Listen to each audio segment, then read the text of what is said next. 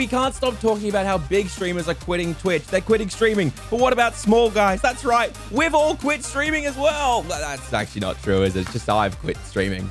But you guys know that. But here we are on the Stream Room podcast. We'll talk about all of that and more. I'm one of your hosts, LJ, and I'm here today with the boys. Hello, guys. Hey, how you going? I'm Reaps, and yes, we've all quit streaming to some degree. I've quit for the day, but I'm going to have my revival tomorrow. Yes, and I am Nicktacular, and now all I'm doing with my life is just playing the card games without live streaming. That's it. That's what you were doing most of that anyway, right? Yeah. I would like to clarify, by the way, I didn't mess the intro up there because it's still a one-take Jake if you roll with it. So yes, true. You can't call me out for that. I've always got a way around it. Hey, how are you guys doing? Is it freezing cold and raining for you? Yes. The Queensland weather is broken ATM. It was 35 degrees yesterday, and now today it's 19 degrees, and it is absolutely bucketing. Really? Okay. For me, it is like warm. Like Sydney's just become warm now. You know, it's like 25 degrees Celsius, but we had a day of like 28. I know, shock, horror. And that's the day that, of course, it thunderstorms in the afternoon. But it's like, we don't know what to do with all this heat and all this moisture. What the Yeah. So they just, bucket down. It was really nice and warm, like all week until Sunday/Monday, where the weather just turned crappy, and it's just been cold and wet since like Sunday lunchtime. Okay, question for the commenters and for you boys. Are you liking it kind of cold and rainy, or do you prefer it kind of like warm and dry? I prefer warm and dry myself. Really? Mm-hmm. Yeah, I prefer the heat. And this has always been like a topic of conversation and debate when it comes to the people who watch me. They're always saying, no, we prefer winter. We prefer it cold because you can always put more clothes on and stuff. But for me, it's like, yeah, but people are sick. And you have to put on more clothes, and then you got to walk out in the rain and the wind, and it's just, well, in the sun, it's kind of like, just put on some aircon, and then you just walk out, and you can have a great old time, and it's sunny, and you feel better. I don't know, that's just me. I'm always cold and rainy. I feel like for me, I grew up in Townsville, in North Queensland, where it's like on a cold day, it's 32 degrees with 85% humidity. So like for me, I'm like, yeah, no, I'm not built for that weather. I'm very clearly built for colder weather. But then I live in well, I don't live in Brisbane. I live like 2 hours out of Brisbane. So it's like, well, what surely this isn't the smartest choice. Yeah, you haven't really changed much. I definitely I run a little colder. So I run a little warmer. Sorry, so I get hot quite easily. But in the cold, I kind of thrive a bit better. So yeah, I like the colder days. You know, it's kind of, it feels a bit cozy when you're inside, but then, you know, it's not raining too heavily or it's not too cold. We can't go out and do something. Okay, that's fair enough. Okay. But let us know. They should let us know what they that's prefer. what I say. Yeah. Throw the comments in. We'll get the debate going in the comments. Hey, speaking of debate, I started a bit of a debate last night or the night before. So as we all know, as I said, I've quit Twitch. But I've also mainly quit it because I want to edit my own YouTube videos rather than have an editor do it, because I feel like I'll learn more and understand the platform and different forms of that a bit more. So I've been editing my own one for the last 2 weeks, right? Including shorts and stuff, but the main videos I've been editing for the last 2 weeks. But I recorded offline a tier list of all the Pokemon starters, right? Okay. And then I recorded it, right? And I didn't do scripting, but I put some dot points about like what I kind of thought about them beforehand. So I kind of had an idea going into it, which is so stupid, right? Because, okay, this is so dumb. You guys are going to laugh so much at me for Here this. we go. I've always done tier lists. I've done them for like 2.5 years as a streamer, right? Every now and then, probably like once a week, I'll do a tier list on a topic. Yeah. I've never once prepared, scripted, or thought about a single thing. I've just gone into it, raw dogged it, come up with funny things to say as I go, right? Yeah. Which is pretty normal. But I realized, why the fudge haven't I been just like coming up with some funny dot points or funny concepts beforehand, like I used to do when I was like doing, like trying to do stand up and stuff like that? Like, it feels like so idiotic looking back at it. Like, I understand the idea of improv being funny, but you can do bullet points and still leave room for improv while also making sure that you always have something funny. Like, it just feels so stupid of me.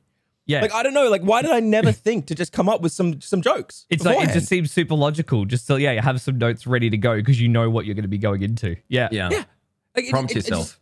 It makes no. The only time I've come up with stuff was when I built a chore tier list. I built like a chore tier list in Photoshop myself because I didn't like the ones I found online. And I added things in there like overthrowing the bourgeoisie as a daily chore, or like getting rid of exercising the ghosts as a daily chore and stuff like that. So those are the only times I've come up with like pre-planned jokes, and they landed really well. But anyway, so I came up with dot points, and I re-recorded. I did the starter tier list on the stream, and I wasn't a huge fan of the footage, because I felt like I was pausing so much to reply to chat and like have a back and forth and argue with them and stuff, which is good content for a stream, but it was a shit video, like really, really bad video. So I just came up with some dot points and recorded it all again, right? And I edited it down and I released it a day and a half ago now. It was about 24 hours ago. It's gotten like 290 views in the first 24 hours, which is a brand new channel again. So I'm really, really proud of that, because my goal has always been 100 views in the first 24 hours. And the last 2 videos have double and a half to that, which is sick. But oh God, the arguments have started. Oh, People are upset about rankings, mainly because I did say some pretty controversial takes. Okay. You I have a controversial takes? No. I know. I was telling people what some of their favorite starters were not exactly good. All right. That's all. I was just, when I said at the start, look, these are just my opinions. Okay. And when I give an opinion, it doesn't mean I'm wrong about where I'm ranking them. And I said specifically, it means they're wrong and I'm right. And apparently they've not taken that to heart, and they're still trying to debate me. I don't get it. That is what I did see this amazing thing on Reddit the other day. It was like a new dad, you know what I mean? And he had his little child, and on the other side of the room were 3 plushy Pokemon, like Charmander, Bulbasaur, and I forget, is it Squirtle is the other starter? Yeah. And so put the baby down at the other side of the room, and the baby then crawled over to the one that would be their starter. What do you think the baby chose? I feel like it would probably go for red, because babies can see red better. So I think he went for Charmander. Okay, Nick? That was going to be my guess, because the Charmander's color sticks out more. It's more vibrant. Bulbasaur. Really? Yeah. The baby was going directly for red, and then at the last moment did a left-hand turn and went over to Bulbasaur, picked it up. Happy day. Yeah, happy day. That's probably better than a gender reveal. You know what I mean? I do think that is better. It's so much better, dude. Like, why the... Anyway, sorry. We're going to tangent about gender reveals. Dude, okay. I will tell you how I ranked Bulbasaur. Okay. I said that Bulbasaur is safe and reliable. If you pick him in Gen 1, you're going to get through Brock and Misty easy, because they're rock and water, right? And he's grass, so he smashes through them. I said he's great, he's reliable, but he's a bit Bulbaboran, all right? He's the kind of guy, you don't pick him up at the club, right? He's your friend. You post on Instagram with him and you're like, oh, he's such a good friend. Or like, you friend zone him, okay? Yeah. And then I specifically said that I wouldn't Bulbasaur, and that's why he's going in rank B. Where did this go? From like starting off as like, this is how I rank them, and then to will I said Pokemon. Was this in the same tier list? Yeah. But here's the thing, right? I didn't say why I didn't say like what my rules were for the rankings. I just said I was ranking them all. And I think one of the funniest things about the whole situation was the fact that I kind of set it up to be like, look, I'm going to rank these things. I'm going to rank them however I want.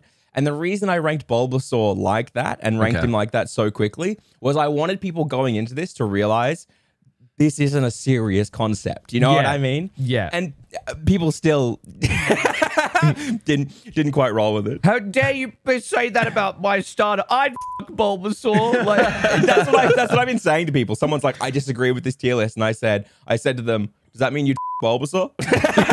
Boys, can we please do a bumper sticker saying I'd fuck Bulbasaur? Like, just on the back. That's this week's comment phrase. I'd fuck Bulbasaur. Oh, God. What are we... By the way, complete tangent again. But have you been seeing all this stuff about like more celebrity boxing? You know, like Jake Paul taking on Anderson Silva.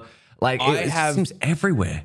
I have seen it, but I don't care about Jake Paul's. I care about Chris Broad's, because Chris Broad is competing in the Ludwig boxing chess boxing match. Oh, yeah. So if you guys don't know Chris Broad, he does the Abroad in Japan channel, which I personally believe, maybe it's out there, I personally believe the Abroad in Japan channel is the best YouTube channel on the entirety of YouTube. And the reason is I think that every single video he produces is of a standard, is like a higher quality and higher production quality, higher story, higher concept, everything. than any other channel on the entirety of the platform. Even better than Mr. Beast. Legitimately, so good. Is that the one? I'm not sure if it was the same channel. It may be, but I saw a channel where they're in Japan and they have to do the like 100 noodle bowl challenge with like He did do one of them. Yeah. Okay, so I think I know the channel you're talking about because that stuff is fascinating and so well done. Well, he doesn't even have a background as a documentary filmmaker or anything like that, but he came into it and he said that the reason he does all this stuff is because he loves creating things to a decent quality standard. Like he's the kind of guy. The reason I love it so much is because I feel like a lot of YouTubers who I've watched over the years, they never really bother with the concept of like, say they're doing like a road trip. They're not going to get out and like record with drone shots and do all that stuff. They'll do like little montages out the window, but they'll take the easy route because they know that that's what YouTube expects. YouTube viewers expect. Chris Broad, no. Oh, we're driving to a church, a haunted church, to sleep there for the night. Yeah, it's going to take us 3 hours to drive there, despite being a 30-minute trip, because I'm getting out and getting all the drone shots, the fancy stuff. I'm doing it properly. You know, I'm coming up with the story. Like, it's such high quality. Like, they could be on like Netflix or TV or in cinemas. Like, it's so good. I've got to subscribe to him because I do remember watching that one challenge with I think it was CA-Dog, VA-Dog? C-Dog, VA. C-Dog, yeah. And it was fascinating. It was absolutely fascinating, and I loved it. So yeah, I got to check him out definitely. It's so good. He built an entire ramen shop in his studio. So it's not a real one. It's like he built a ramen bar. He built like the back streets of like a Shinjuku Japanese thing. Like this amazing set.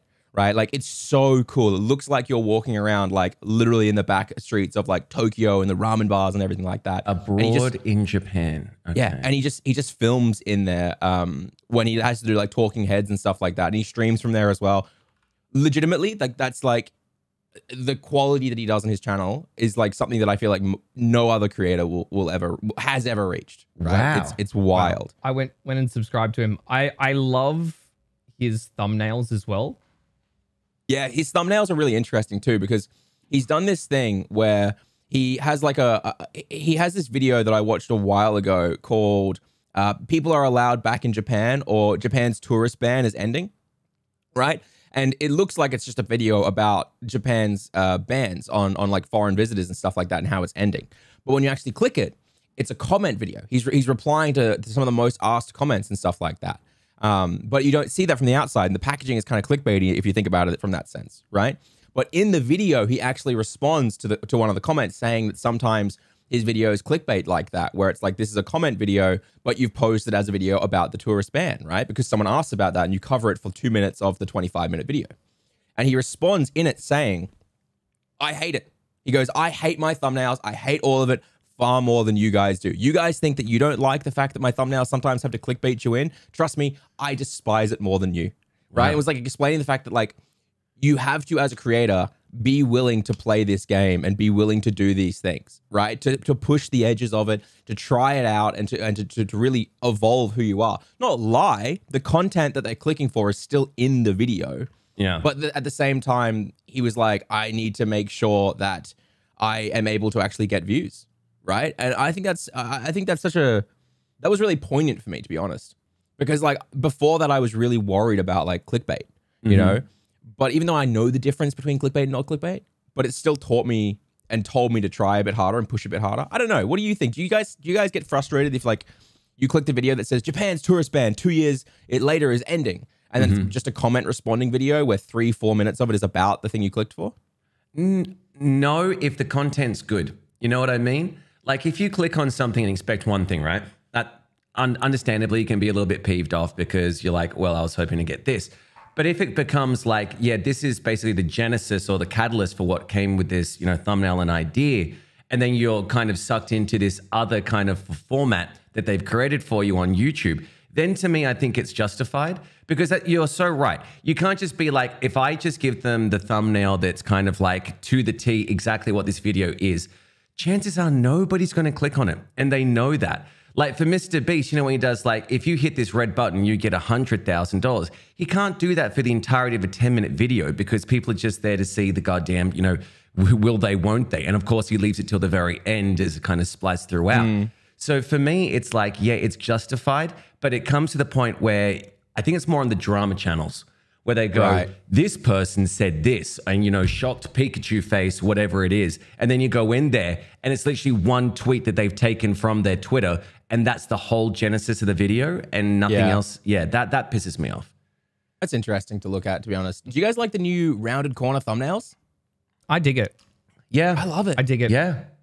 I think it's good. I really like the new UI look. All the rounded buttons, everything. It just makes YouTube feel, honestly, more modern and cleaner and like actually aesthetically pleasing rather than just being like, bah, bah, everything is a box, you know, like old school like YouTube was. Yeah, no, it feels good. It feels, definitely modern, which is, I think, what it really needs. Although I know a lot of people like that nostalgia of like, you know, YouTube never changes. You know, it's just like the thumbnails, the red button and everything. But I always have mine on dark mode. Do you boys have your most web pages on dark mode? Yeah. All of them. All of them. Yeah. If you use light mode, then you're just a bit of a slut. That's my only word I can use. Wow. I've met a couple people who like dislike dark mode heavily. They prefer light mode. And I don't understand it. I truly don't. There's nothing worse than like in the middle of the night, you're like, oh, let me just check my phone on YouTube or whatever. And then it's just blaring like something. You're like, like it's terrible. Flashbang. Yeah, the SpongeBob, the sizzling eyes. Like, Yeah, it's like that. It's terrible. I personally, I can't do the light mode stuff. Like I have my whole Chrome browser set up to give me dark mode. Like I got the whole thing. So like if you go anywhere, it converts all white to dark. Yeah, It's I got that just so extension much as better. well. Like, It's the best. I just can't do it. I don't know how people do it. Personally. which extension? What's the name of that one? No, I'll link it after. It's essentially it's just like a little extension that like reads your browser and converts any like white background to dark mode for websites that don't have it. This is another comment for people. Comment down below. Are you a light mode or a dark mode user so we can ban you if you use light mode? Can we ban them from a YouTube channel? I'll put a Twitter poll out right now. Let's do it. Yeah, do it. Yeah, sounds like I like that. Sounds like a good idea. My PC recently has been crashing here and there, right? Not because the PC's bad or anything like that, but because NVIDIA and Photoshop, I don't know if you boys have this issue, but I updated my NVIDIA drivers and I updated my Photoshop a couple weeks ago. And when you do that, one of the problems that happens sometimes is the AI they use to like use quick selection in Photoshop, the stuff where you like click backgrounds and remove it and stuff like that, and quick select objects. It doesn't play nicely with the NVIDIA update. So it crashes the whole PC. It's really, really frustrating and weird because I'll forget sometimes. I'll open Photoshop and then I'll be like editing. I'll be like, okay, I just want to remove the background from Grookey for this thumbnail. Everything that shuts down. So bad. Oh God. Yeah, it's really common. Everyone has this issue. You can fix it by like changing a few things in the settings and stuff, but it's every update that comes out, it kind of restarts and does it again depending on your GPU and the driver updates. I have a nervous habit of always like every 20 seconds. Anytime I make a single edit on Photoshop, I always Control S. Like I'm just like ba-dum, ba-dum, ba-dum, ba-dum every time. That's me in Premiere. Just like every few, like I've got 5-minute autosaves on, so it does it anyway. Yeah, but I'm still like, Yeah. but yeah, no. So every time it crashes though, it like kind of weirdly does, it kind of freaks out the cache on the PC. So like I'll have to re-log into like so many things like Twitch or Twitter and stuff like that. And for some reason, I'll also have to set dark mode back up again on those websites. It's really, really odd. It's like the PC crashing from the Photoshop thing causes Twitter to log out of Chrome and also to reset to light mode. It's so weird. So your Chrome your Chrome cache just disappears It as well. just goes. It just goes with the cookies. crash. Yeah, well, not all of them because like it still saves all my passwords and stuff with like 1Pass and all those things, right? But it doesn't save the settings that allow me to stay in dark mode. It just crashes everything. Is anyone else dealing with this? Am I losing my mind? So Adobe is stealing some of your cookies. That is. I mean, I don't think they're stealing them, more like just crushing them with their foot and then burning it all down. Yeah, no, it's really, really, really odd. I don't know. I don't know why it's happening. All I know is that I fix it every time by going into the settings and having to turn off OpenCL and a bunch of stuff. And I don't know. This is what Adobe does, though. It's the best software package for a content creator, right? Like people are like, I use Canva, I use DaVinci, I use all these free ones. I was like, that's fine, but Premiere Pro and Adobe Photoshop and After Effects are legitimately like the standard you should be using if you are trying to use plugins and stuff. Like they're best. People love asking me, LJ, how did you do that effect? How did you do this effect? How did you do that? And I'm like, 2 clicks with a plugin. A free fucking plugin, 2 clicks in Premiere Pro, and it's done. Every piece of subtitle pop up, every hand-drawn animation, everything like that. It's just 2 clicks with a plugin in Premiere Pro.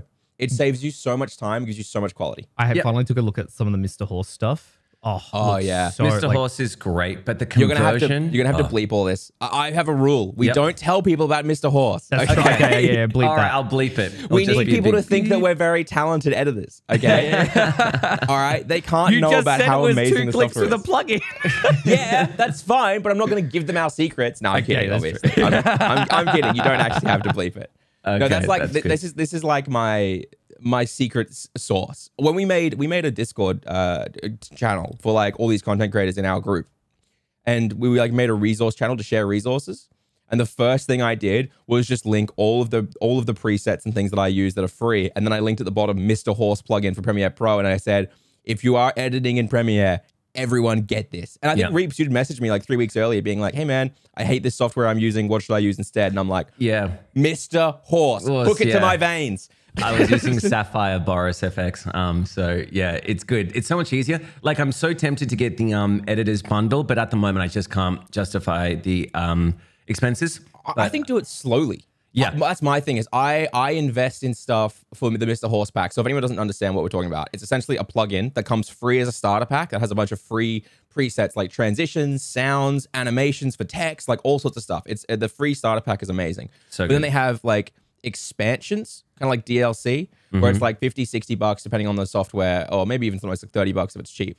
And the expansions just install, and then you get all these cool things. Like you get like hand-drawn animations, which are like these fire effects or lightning, so it makes it look like you're like this amazing animator for your doing effects and stuff, or amazing transitions or text and stuff. It's so cool. Yeah, right? I love the arrows, like just doing little animated arrows and things like that to point out stuff on the screen. Very nice. Yeah, dude. I for my shorts, I love Reaps. It's just fun. This is. I'm just gonna walk off camera. If you're a visual watcher right now, you're just watching Reaps' camera refuse to focus on him. I need to upload the firmware and everything. Yeah. I don't know what's if you guys don't know about Reaps, he's not a real person. That's true.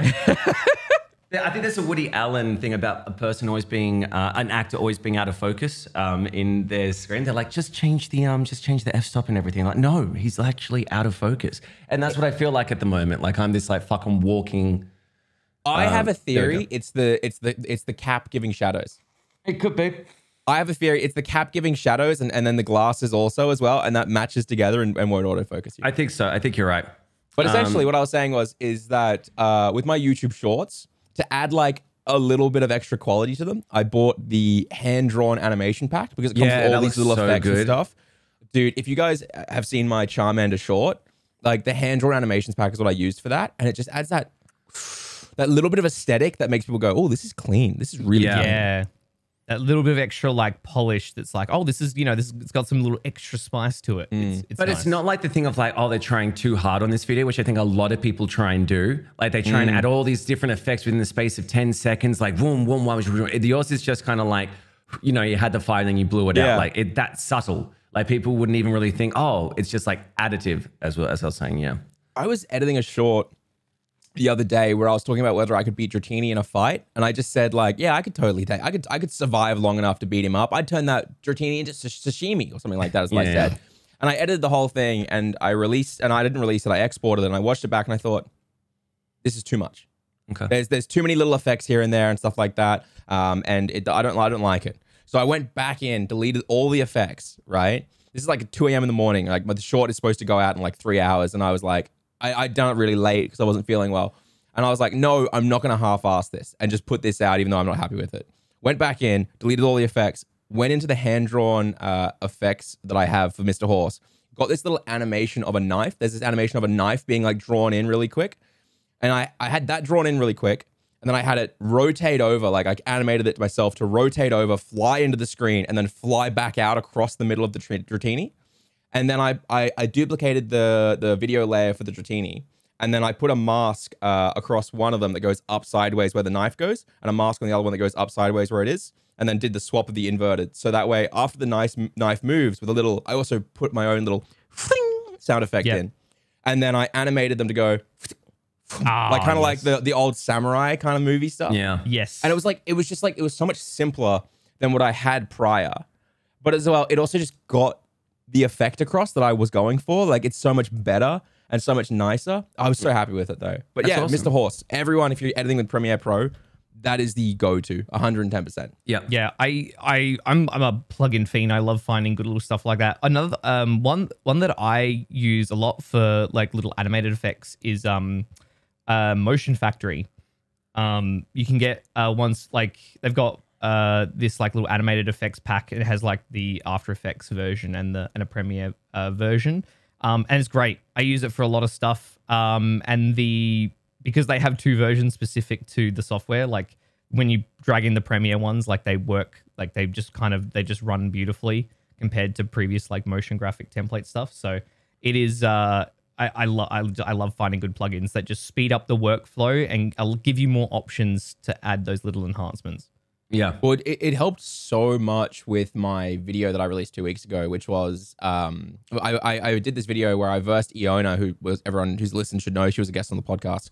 And she's asked to come back on, by the way. She's begging. She just really wants to be back on. No, I asked her if she wants to come back on. No, we did this video where essentially we set a time of 15 minutes, went into the wild zone on Pokemon Sword and Shield, had 15 minutes to catch 6 Pokemon, and then we battled. And like whoever won a shiny Pokemon, so a rare Pokemon. And in my intro for the battling scene, I just used so many of the hand-drawn fire animations and lightning to be like, vroom, fire, like versus, you know, all this stuff and everything. And like, it looks so fucking clean. Like, it looks so good. And people were like, oh, I was showing my mates and they're like, dude, that must have taken ages. And I was like, yeah, so much hard work on that, you know? It's like 30 minutes of like, just kind of moving things around to make them kind of work together and stuff like that. And it's like, yeah, if you put one animation on from the Mr. Horse pack, it's like, okay, that looks okay. But then you add like 2 or 3 side ones, like the smoke flying off here or some lightning here, add a few sound effects, you know? Like, I think sound is the thing that really blows this shit up. Like, if you're doing an edit, doing like a good like music or cutting music or putting sound effects in, it's so good. But like, and I put it all in, and it's like, it takes like 30 minutes for me to do, but it looks so fucking clean. I think people need to be reminded that when it comes to videos, people really focus on the visuals more so than the audio. But audio is like 50% of what you're seeing and hearing, obviously, when it comes to YouTube. And if I was to give any advice to anyone, it's get yourself a good sound mix. Like, really focus on the sound, because that can make all the difference. Especially when there's, you know, when you watch like a person who's trying YouTube for the first time and there's those big blocks of dead air. Like, there's just nothing happening, or there's the cut should have been made a bit beforehand, or there's no J or L cuts and anything like that. And it just doesn't have a flow. The big thing is audio. Like, make sure that you have an Atmos track. Make sure that you have crossfade over to the audio, because sometimes you hear that little between like the audio clips and it just takes me out of it completely. I have a bit of a tip and an example.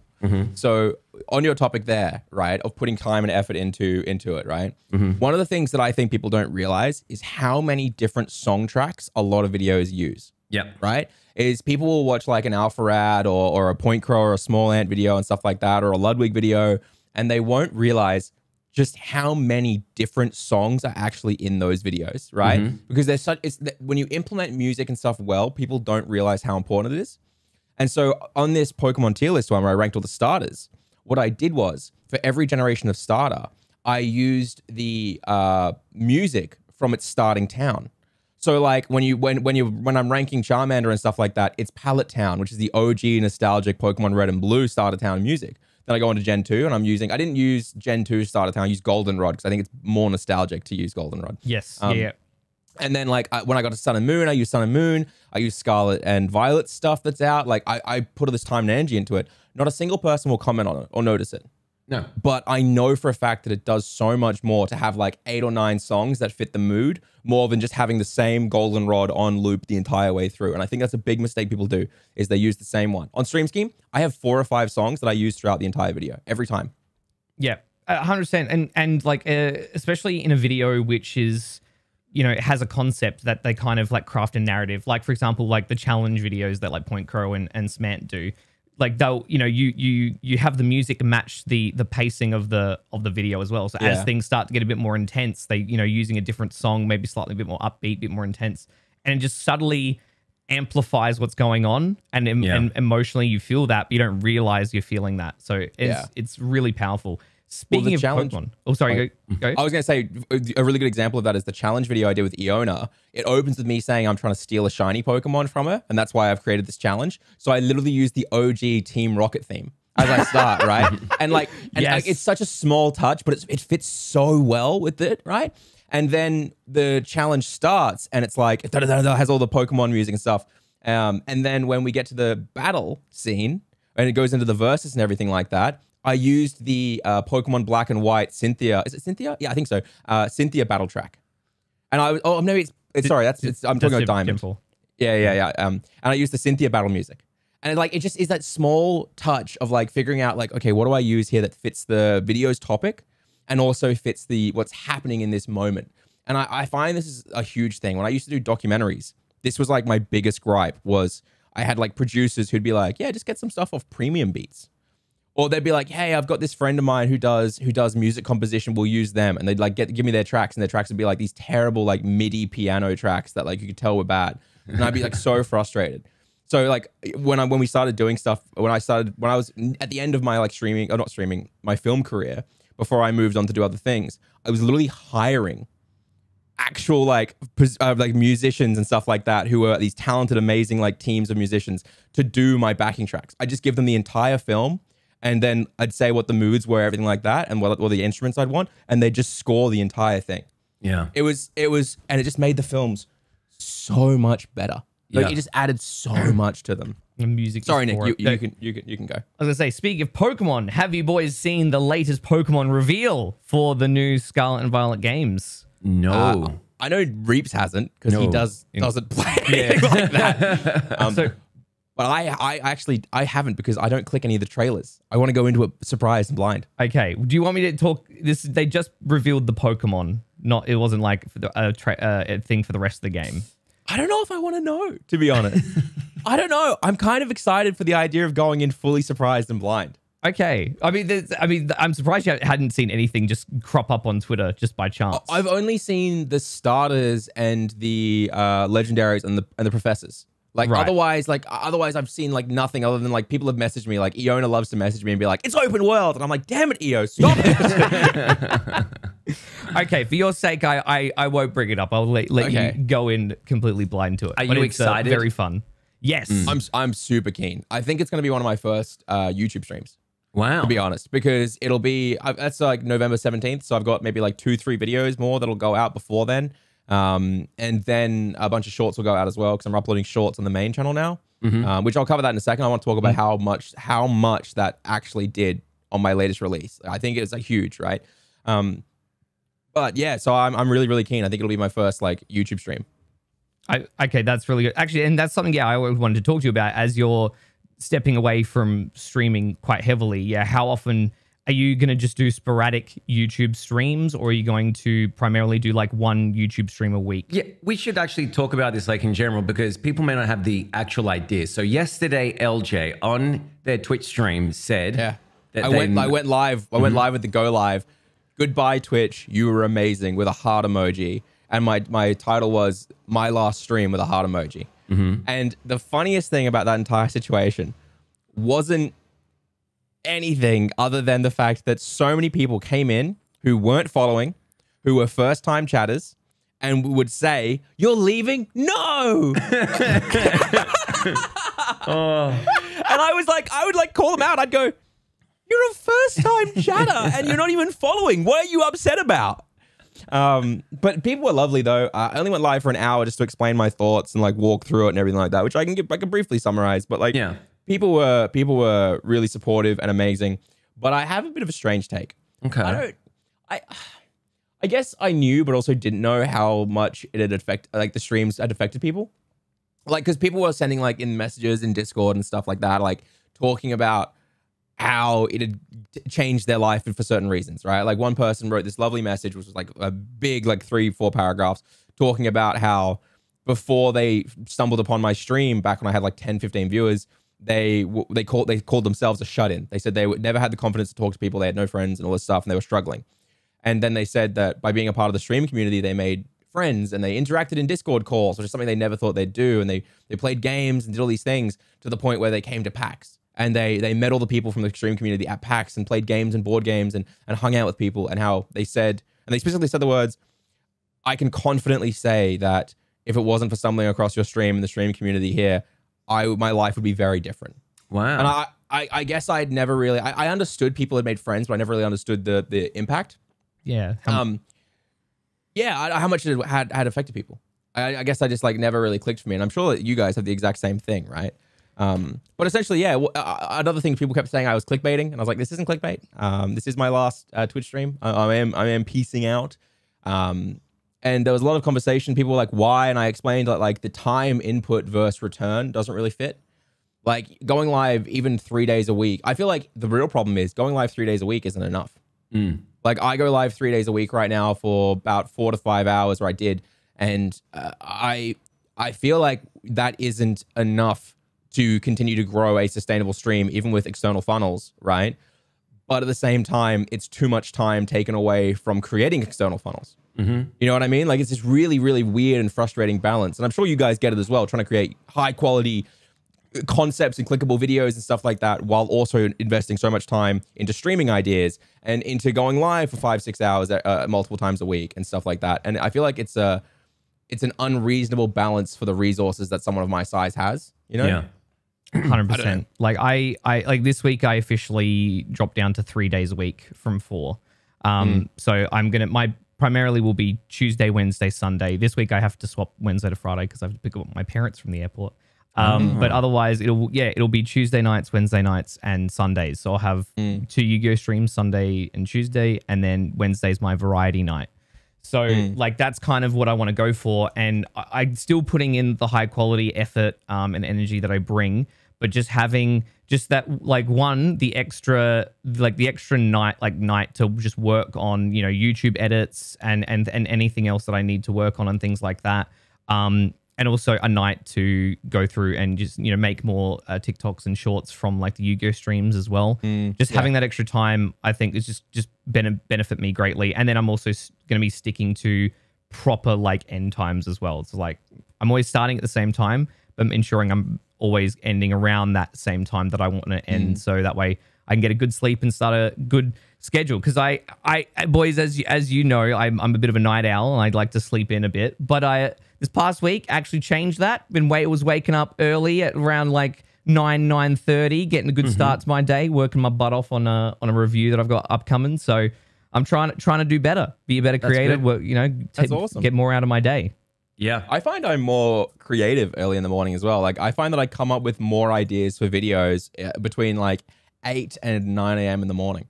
You know, just sitting there, mind kind of relaxed, having a coffee, and somebody will just come to me and be like, okay, what if we do the same video that I did with Eon with the challenge, but actually, no, I don't want to say, but this actually is a video that I want to do, but like, but essentially, yeah. So I don't know. I find I'm more creative in the morning. So I like waking up consistently at 8 a.m. That was my one of the big reasons why I moved to daytime streaming before quitting streaming, was that I wanted my nights free and I wanted to be able to wake up the same time every day. I think that so I don't think people realize how important it is, not just getting 8 hours, but getting the same 8 hours. Yes. Like it's actually like a thing that like if you go to bed at different times and wake up at different times every day, it's a worse experience for your body and mind than it is if you always go to bed at the same time and always wake up at the same time. Yeah. Which is, I never knew that. I learned that from my doctor. But yeah, another question that came up yesterday was people were like, what about the money? And I had to be like, look, I appreciate the concept and the concern about my income, but Twitch was never about money for me. And they were like, well, how much are you going to lose? And I was like, well, I'm walking away from about like 800 to 1200 USD a month, right? And that's like, when I do big events, it can be higher than that. But I don't think that's a big deal because I'll be releasing more Stream Scheme content than normal. You know what I mean? I'll have more sponsor content on Stream Scheme, so I think it makes up for it. But I think the big reason came down to two things. And that was, we all heard the same conversations over and over at PAX, right? Where content creators, streamers in particular, were saying they felt like they were running on treadmills. They weren't sure what to do next. They were feeling burnt out and all this stuff. Even in like partner discords that I'm in, there's a post being made almost daily by someone being like, is anyone else feeling rough right now? And like, everyone's like, yep. You know, like it's rough. And then the second thing was, I felt like every idea I was excited for made for terrible streams. Is that weird to say? Or like every idea that I was excited for, I wouldn't want to do because I felt like it wouldn't get enough people in, right? So like, if we look at a concept I was excited for, I was doing this cake stream where I would let chat bake a cake. They could use channel points and bits and subs to select things from the counter for me to put into my cake, right? Okay. Mm-hmm. And Claire and I were baking a cake in our kitchen. Spent hours lighting the kitchen, setting up the stream, buying the ingredients, figuring it all out, making it interactive, like making it a proper IRL stream, right? Like making it go hard. Like I was really proud of how it all looked and stuff. But here's the thing. 2 weeks earlier, I had done a stream where all I did was go live and do BuzzFeed quizzes for 3 hours. The BuzzFeed quizzes stream got 215 average viewers and like 500 unique chatters. Me putting all that effort into the cake stream got like 86 average viewers and like 150 unique chatters, right? And obviously the cake stream made a lot more money because of the interactivity, but that's not that's not something that makes me feel good, right? Like making income like that isn't like my goal. And like, it's so disheartening to be on a platform that I feel like often when you put all this time and energy in, there's no guarantee in any way that it will do anything and be successful. And like people almost don't want those big things unless you're a really large creator. They don't want those things. They want the easy, simple, parasocial, hang out, watch a video together, do BuzzFeed quizzes, or just play a game and chat, you know? Yeah, you're right. Yeah, I don't know. Do you feel the same way? I don't know. No, maybe I'm losing it. I do. When you look at the big time streamers, what they do for special events, it's always with other big time streamers. Like that's how they get the views, because obviously it's like all these communities converging onto one location. But when they kind of do something like by themselves, it's not really a big event as it would be. You know what I mean? Like with Juiced and everything, which is, you know, XQC's and Ludwig's current thing. By the way, nice hoodie there. Thank you. Yeah. It's all these other creators that are coming in there and doing things. Like it was Amaranth and ST Peach versus, I forget who the other two were. But again, the only reason that you go to those things is you want to see all those big time creators together, right? I think that's why a lot of people watch it. Yeah. Well, it's not so much to go, oh, if it's one person playing like a trivia game, it won't get that many views, because even though it's like trying to branch out, it's just not as engaging to the common person, right? And it is very disheartening. It is very, very disheartening when you're like, I don't know what else I can do, because you're right. When I try and plan something that's a bit outside the box, viewership goes down, everything goes down for that stream. But when it is just like, let's watch a mansion video, let's play marbles, let's blah, blah, blah, blah, blah, you have that kind of routine that I think people are there for. They just want this routine of hanging out, doing the same thing because they enjoy it. And if you go off the path that isn't that, they're like, oh, I was hoping we'd do this today. So yeah, it's... Well, you and I had, I think that you just sparked it. You and I had this conversation like a fucking year ago and how disheartened we were even before the podcast, because you invited me on for PogChumps with like Fit for Purpose, Grace, and Jens. And and it was an amazing stream. Yeah. And I remember talking to you and you being like, oh yeah, no, it was really good. I'm glad we did all that stuff, blah, blah, blah. But also you were a bit disheartened because you could have gotten 150 average and all these chatters by doing Nuke's top 10 or something. Yeah. And instead the average was much lower for PogChumps. And I was and I remember you being like, wow, what do I do now? You know? It is hard, isn't it? It is very hard.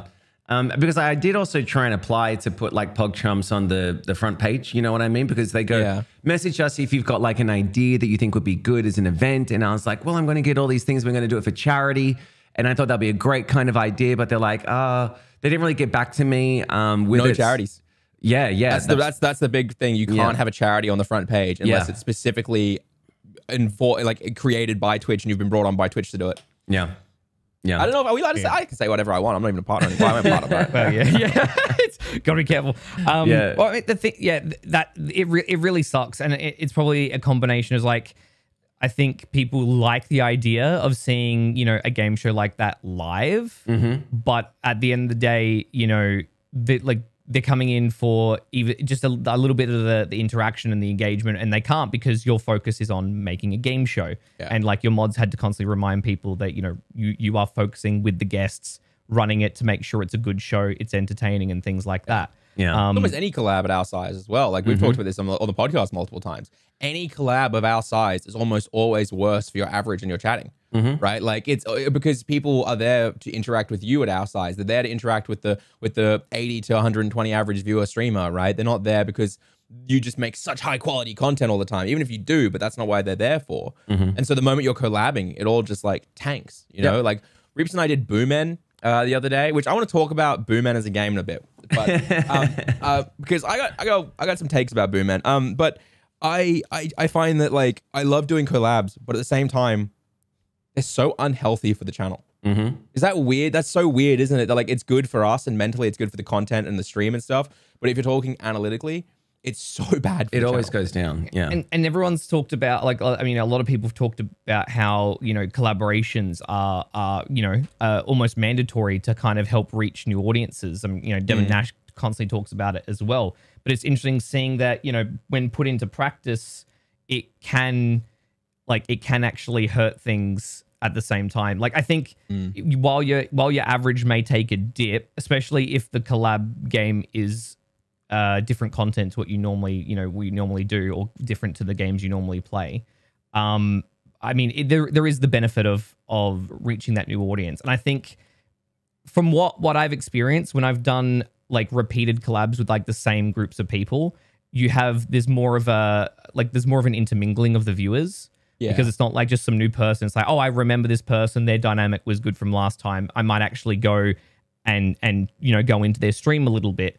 And we experienced that. Walker, myself, and Sharky really experienced that when we did Boomen, because it was our second collab that we had done, and it was really good. Like we literally had people coming in to all of our streams because they wanted to see what we were doing and our angles and things like that, and watching the multi-stream.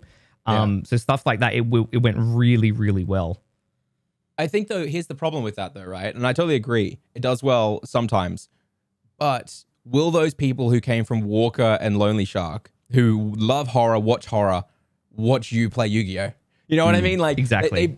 They just probably won't, right? And because Reaps and I, while Reaps and I may have really, may have like really good dynamic and back and forth, I don't think we make similar enough content that our audiences mingle the correct way, in the way that you kind of hope that they would. And that's not a problem to the audience, by the way. This isn't us complaining about the audience in any shape, way, or form. It's more just a discussion about collabs. But yeah, so I don't know. But essentially, yeah, I find that the events, the collabs, all those things, they almost are directly, they're not, for someone of our size, they almost hurt the channel more so than help the channel. And it's disheartening to do that. And that's why people end up running on treadmills. Yeah. Because you don't feel like you can go on and do the next big thing, because how are you supposed to do the next big thing if you legitimately know that it's going to hurt your channel? Yeah. Like it's such a defeating concept. Like for example, the challenge I did with Iona, I knew for a fact that after we recorded it, I was like, this would have been a shit stream. Like I was like, this would have been a terrible bloody stream. There was so much like mucking around, having to like set timers, do the catching was good, but then doing the battle setup was hard. Doing the trade was like a bunch of fluff and stuff like that. Makes a great video though. But if we'd done that live, it would have been absolutely terrible for viewers, and it would have been made a way worse interaction as well, because people would have been like trying to get our attention during things, where instead we could focus on commentary. Like, and so that's like a big part of it, right? It's like, I feel like if by leaving streaming for a while, I'm able to focus on content that I think is interesting, or sparks me to be more creative, or put limitations on myself that streaming would otherwise tell me not to do, right? Yeah. Like, and I noticed that I was doing this Pokemon Fire Red Nuzlocke on stream with a few extra like rules and stuff like that I knew would be a good video. But my average and my chatting and stuff was just tanking, because people were just like, they were there for the start. They loved the hype start, and they'll probably be there for the ending.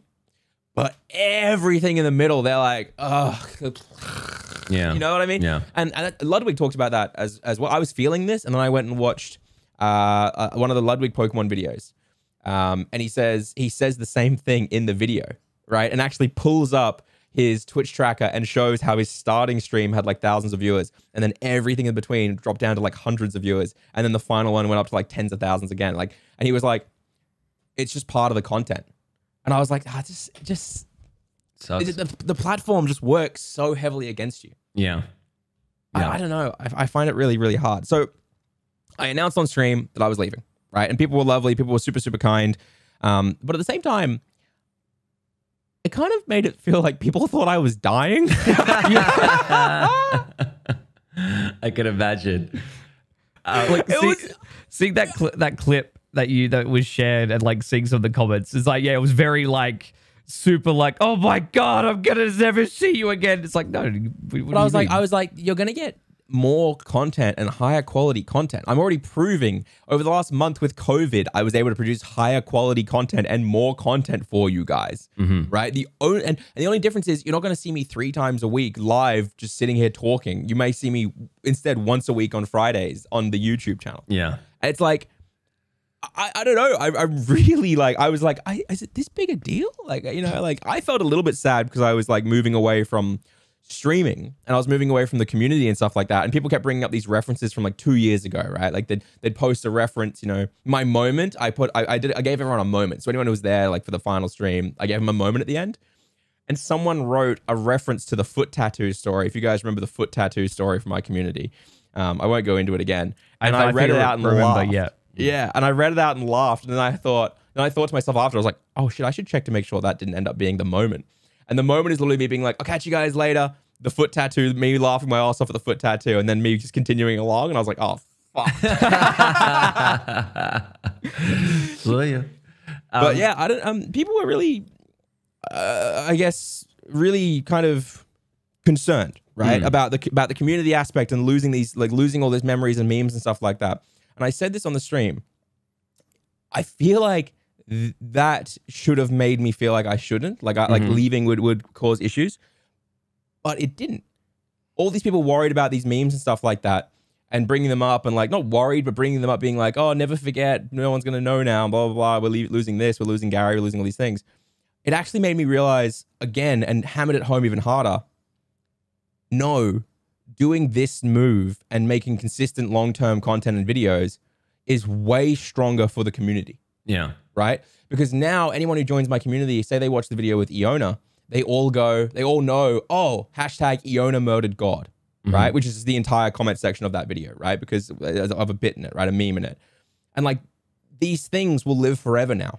Whereas before, people had to either be there or hear the foot tattoo story, or they had to be there for the right rat story, or any of these memes that come from my community. And I think you guys are probably very similar, right? In the sense that a lot of the memes and interesting things you have to explain, which we've talked about before. Like Nick, you've got your golden whale, is it? And Reepsy, you've got the plant stuff, right?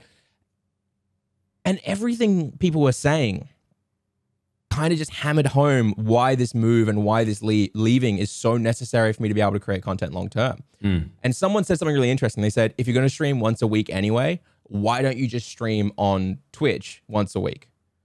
And I said back, where is the benefit in doing that while I'm trying to grow a YouTube channel and focus on a long-term YouTube channel? I said, honestly, like I'm open for you guys. If you can tell me a good reason to do it, hit me with it.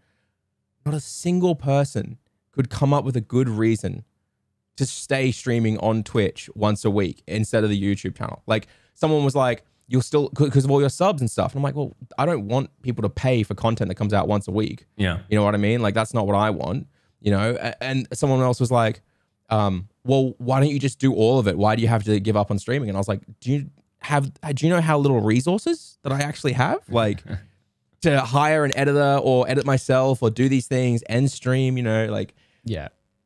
I just find that, like, I also watched the Mr. Beast clip a couple days ago that was really interesting, where he specifically was talking to George Not Found and stuff on the Banter podcast, which is really interesting. It's such a good podcast, that one. It was good, wasn't it? Yeah. And Mr. Beast says, he goes, anytime someone starts a second channel, I think to myself, well, that person's an idiot. Like, he was explaining the fact that trying to grow a second channel by yourself is impossible unless you're going to, like, go hard and release content, like, ridiculously fast. He's like, you always need to expand and be a manager and run a team and stuff like that.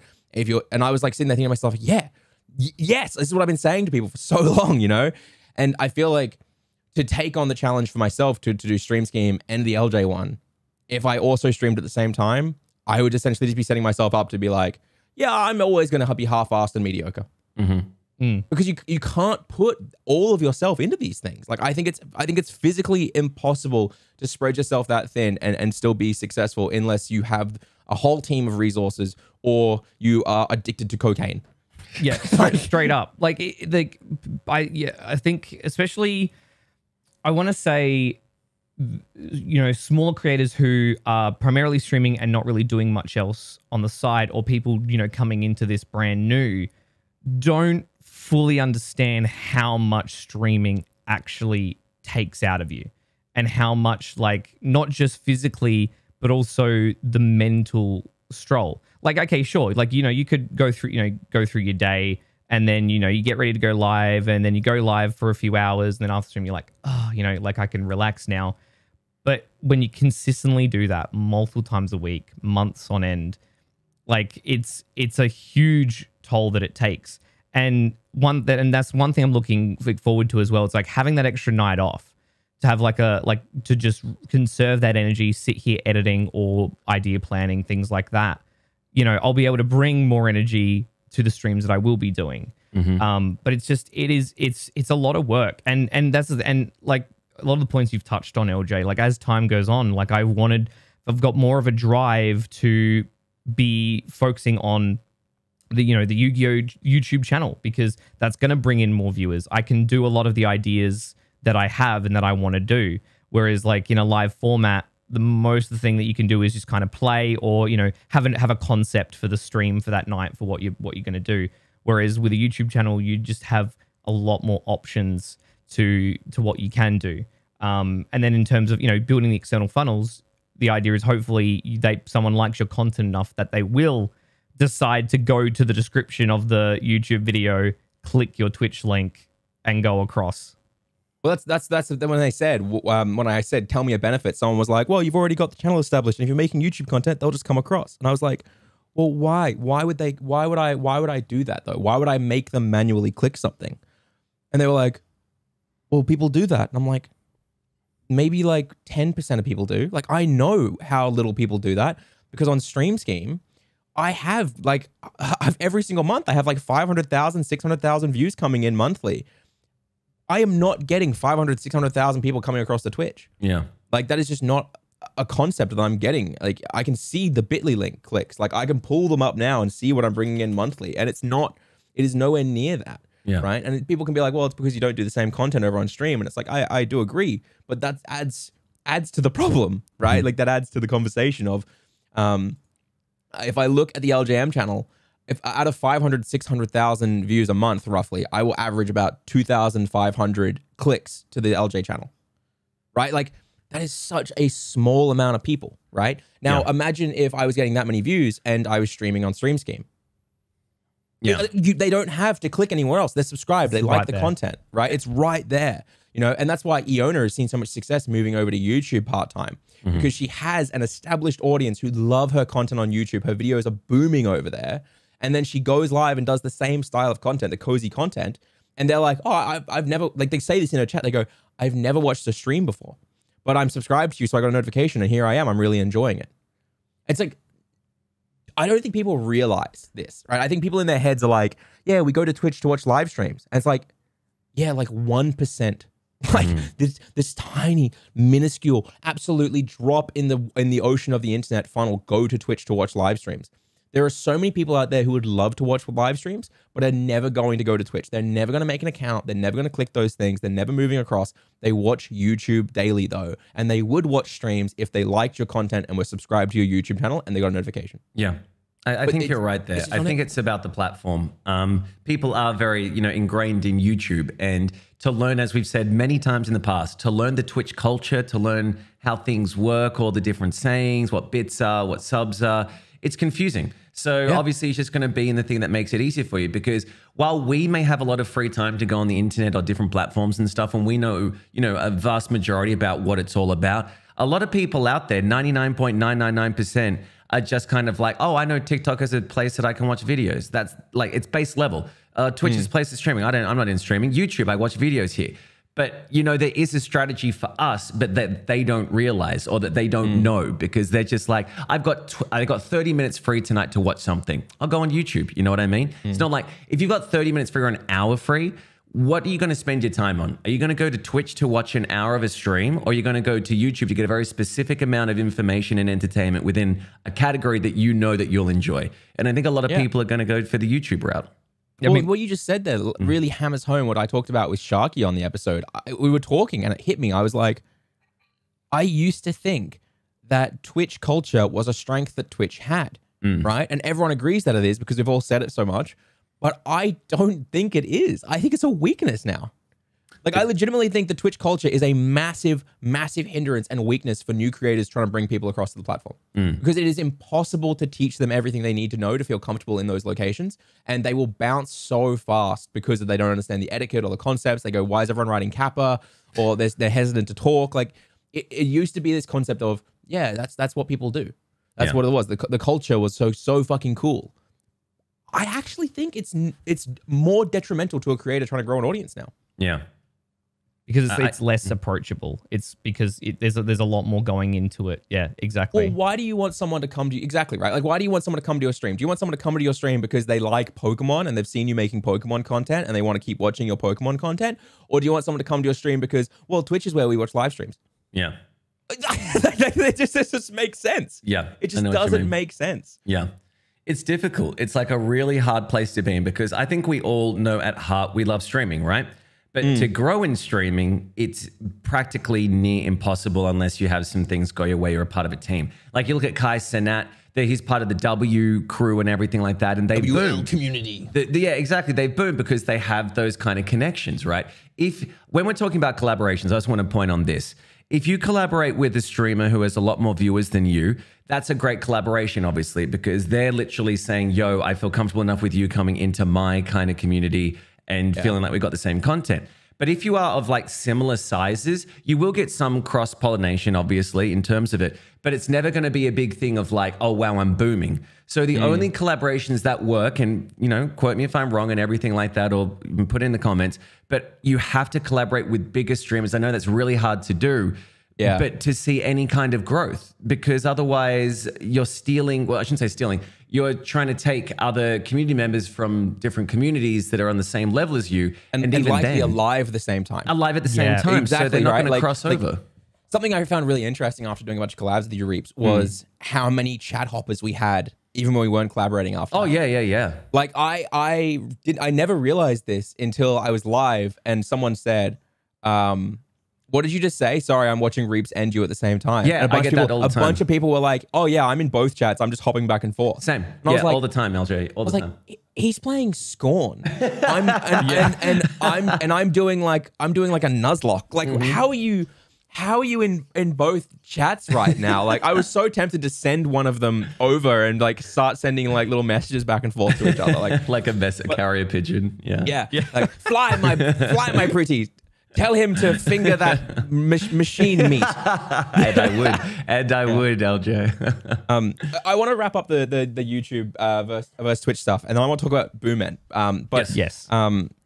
Essentially, I told everyone to unsubscribe from Twitch, and so everyone, of course, did what they always do. They subscribed. But I've told them all to cancel it because the only benefit they get right now is the emotes. But I'm moving all of the emotes over to Discord so they can use them all there, which I think is a better process anyway. I don't think it matters. Yeah.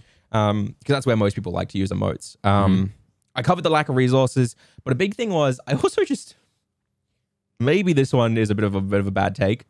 I also just don't watch Twitch anymore. Like, unless you're live, Reaps, I don't find anyone else's content to be interesting. And I feel like I watch you because I'm mates with you, less so than I'm like, I really love interacting in streams, you know?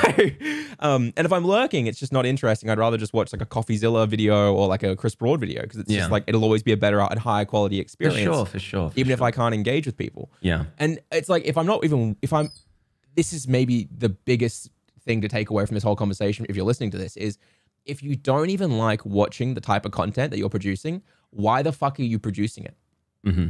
So like, I don't like watching streams anymore. Why am I thinking that I can produce content and stream if I'm not even a part of the community and don't even like the content format? Yeah. It's like people are like, I'm going to make TikToks, but I spend no time on TikTok. No wonder you're not growing. Like, exactly. Shit will get off the pot. You need to be ingrained in what you're doing. And like, that's why, you know, like what I mainly consume is Yu-Gi-Oh! And tech content. Like that's pretty much the extent of what I consume. I think you're completely right in terms of TikTok, because I need to ingrain myself in TikTok. I don't watch a lot of TikTok at all. I literally just upload. And that's probably why I don't know the trends. I don't know the sounds. I don't know anything. And that's kind TikTok of what TikTok is much harder. Isn't it so interesting that everyone agrees that TikTok culture is so much harder to get into, which is why people don't like TikTok. But people think Twitch culture is so hard to get into, and that's why it's good. Isn't that so weird? I just got to say, logic. For me, like we're talking about like how best to spend your time, right? Like what is going to help you in the long term. For me, YouTube Shorts, out of all my short content, has been the most successful. Like in terms of when I put it out there, it seems to know who to reach to. It seems to get the best responses, get the most kind of interaction, engagements. And that is such a big draw for me, because it's like, I don't have to learn all these other, like, you know, as we said, the culture on top of it, because it takes so much time. As Nick was saying before, streaming takes so much time and energy out of you when you're doing it. Well, with the YouTube Shorts, when I put it on there, I'm like, I think this is good content. And it actually you make shows. very high quality content. Like you make such good quality short content, and it matches no trends, and it does well because it's good content. That's it. That's exactly right. Like, how good is that? That's what blows my mind. Like, it blows my mind. And I'm like, I don't know why I have to try so hard on TikTok or on Instagram Reels, because it just never hits. And I'm like, what am I doing wrong? And partly, one, because I don't know the culture. I do not know the culture of TikTok. That's on me. All right. Also, Instagram Reels. We were talking about it the other week, Nick, how you did one Instagram Reel and it popped off, right? Took me about 20, 30 Instagram Reels and one of them popped off. And every day I receive notifications of like 20 more people liked your Reel, 20 more people. I'm up to over like 1,000 likes. I'm up to over like 60,000 views on this one Reel. And I'm like, I don't know why this popped off. While with YouTube, I'm like, I could see why this popped off. And that's what bugs me the most, is I just want to know what the common factor is to make it pop off, and it works so much better with YouTube. And I'm sorry. Yeah. Okay, now we have to talk about analytics. Okay. Yeah. Okay. I appreciate Twitch that's trying to update the analytics, but your analytics, if you're listening to this, which they're not, please, your analytics are so bad on Twitch, and it's not your fault. It's because live analytics mean fucking nothing, right? Because there's so many factors in live analytics. People could be taking a really bad shit that day and couldn't join your stream. They could be doing so much stuff, right? And with the pandemic over, it is hard, right? But like, it also doesn't make sense to like be like, this is the moment you got the most unique chatters. Here's an analytic to show, like, go click on that. Because it's like, that doesn't mean that was when you were producing your best content. Yeah. Even having like a high average viewers doesn't mean that's when you're producing your best content. The analytics don't enforce good content. They don't teach you where your good content is or where it is. In fact, sometimes the Twitch analytics teach you to make worse quality content, right? Because it's like, here is where you had the most unique chatters. And it's like, okay, well, what did I do there? Okay, I asked a question about whether or not people have pineapple on pizza. that is engaging content. Yeah. That does not mean it's good content. Yes. Okay. Yeah. And it's like, okay, well, I had really high average viewers here. Why did that happen? Okay, well, it's because right here is where I did React content, which is inherently a little bit lazier, but it's got its own format on the internet. It's like, oh, here's my high average viewers. Does this mean it was good? No, it means you got a raid with a bunch of lurkers and stuff like that, right? And it's like, if I feel like the Twitch analytics don't teach you where your good quality content is, right? Have I DC'd or is Reaps DC'd? Oh no, Reaps just really still. Wow, that was amazing. He was super. That was amazing. You were very still. No, you bring up a good point, because it could be like, oh, 3 hours into your stream, you had some really high chat like activity. And it's like, what happened 3 hours in the stream? You went BRB and put words on stream on. yeah, right? Yeah. And like, okay, so like, this is what I mean, right? And they don't tell you your retention rate on Twitch. At least as far as I've never been able to find my retention rate. I had to go to Twitch Tracker, and Twitch Tracker tracks how many live views you've got versus how many average views you've got and stuff like that. So it tells you what the average amount of time someone stays in your stream is. And that's what I used to try to gauge my streams on, but it got flipped out because of the front page embeds. So it looks like people have like a 2-minute retention rate. And it's like that should be what you care about, right? But instead it's average viewers and chatters and stuff like that. But that shouldn't be what matters for a stream. A stream, what should matter is you had 80 people who watched your stream, and you had like a turnover rate of X amount, and you had them stick around your stream for Y amount. You know what I mean? Like, show me that retention rate and turnover is what matters most. Churn, reach, and retention. And you know what?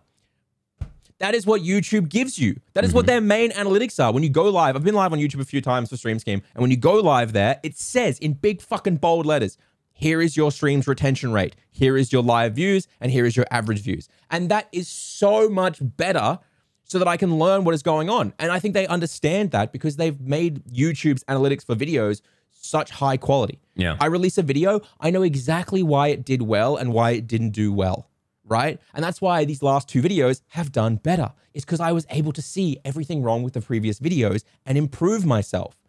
It's like a stream, you could do so much to make your production quality as high as possible, but you will never know why no one is clicking you and why the people who do click you are leaving, right? Other than watching yourself back and trying to figure it out. Yeah. But YouTube has this kind of like unbiased third-party analytical scientist who's sitting there going, well, the reason people didn't like it was because of this specific moment right here when you did X, so don't do X again. And they're making it even better. If you have the YouTube Studio updated on your phone, you can go to it now and click a thing called, if you've been given access to it, click a thing called Stories, right? Analytical Stories, and I'll try to show it to you boys really quickly. But you can click a thing called Analytical Stories, and it will literally just pop up and say, hey, here is a simplified breakdown of all of your analytics for the past month and why they've come out a certain way. So I can't see my story right now because it was for last month. Right. But essentially, it'll be like, it's similar to like a Spotify wrap-up, right? It'll be like, here are the 5 videos that made people click on other videos of yours. Okay. Here are 10 videos that had a higher retention rate for the first 30 seconds. Oh, cool. Here is your best performing video when it comes to converting people to subscribers. It'll teach you all those things and it'll give you reasonings, right? It'll be like, here are the videos that had higher click-through rates for your audience, and here are the videos that had higher click-through rates for people who aren't subscribed to you yet. Yeah. And it's like one of the hardest things I've had to teach people is how to read their analytics. And YouTube is like, hey, don't worry. If you're new to reading your analytics, we're going to do it for you and tell you why it's good. And we're not going to fucking blow smoke up your ass or be biased or anything like that, because all we want is for you to perform better and make better quality content, because that helps our platform. Yes. It benefits. It's so good. It benefits everyone because, one, you as an individual sole proprietor of your channel are like, I want this to be shown. And YouTube's like, we also want to be shown because we make more money if you're successful. If everyone is successful on YouTube, more ads, more income for us. Let's do this together. Hands in the middle, go YouTube. Yeah, exactly. That's the other thing. That's the other thing. Streaming is a competition. It is, yeah. We have to be live. We have to verse each other to be like compete for those views. I'll tell you what isn't a competition: uploading a fucking video. You upload a video. Reaps uploads a video. Yeah. We're not competing. You can watch them both. Yeah. We can promote each other's videos, right? Yeah. Like say us 3 do a Mario Party game, right? Like this is just a rough example. Say us 3 make a Mario Party game, and we play 3 games. We each record one of the games, and we all record our cams and pass them off to each other, right? So we each have our own unique Mario Party game that we verse each other in. All 3 cams for each one, so we're able to show everyone's like faces for them. And then we release all 3 of those videos throughout a week, and we post everyone else's videos in our Discords or our community posts, right? Genius. That is actual collaborative cross-pollination. That is the way you do it. Yep. Like, but whereas on Twitch, we can't do that. No, you can only watch one stream unless you do the multi-stream. But even then, it's a bit difficult. People want. Well, that also means that one person misses out on viewership. Yes, exactly. Even squad streaming was glitched for like months, where whoever started the squad stream got the viewers from it. Yes. I was going to say, boys, we should totally do like a Mario Party punishment. Not stream, but like a video. Like we'll just do like a 10-turn video. If you lose the mini game, you've got to take a shot or something, or rather, we can have a wheel. This will be like, I'm just thinking ahead because I've got a great idea. If you're all listening, comment punishments for the losers. Yes. And we'll have a wheel. Yes. Yeah. And also comment things that can happen during the game to fuck people up. Yes. So like, yes. If someone has their coins or stars stolen, a punishment happens mid game. Yes, that's a great idea. I love that. Great video as well. I can already see it. I can see a wheel on the side and us going, yeah, I got it. I love it. I love it so much. And I've got a good wheel that we can use that will overlay really nicely. But the thing is, and if this does go well, and like with the punishments, things like that, we could eventually do a like in-person one at the next year's PAX as well. Yes, definitely. I'd love that. But like, I don't know. I don't want this podcast to only always be the Twitch versus YouTube podcast, right? But it's very apt right now because there's a lot happening. That's the thing. It's the time. The time is now.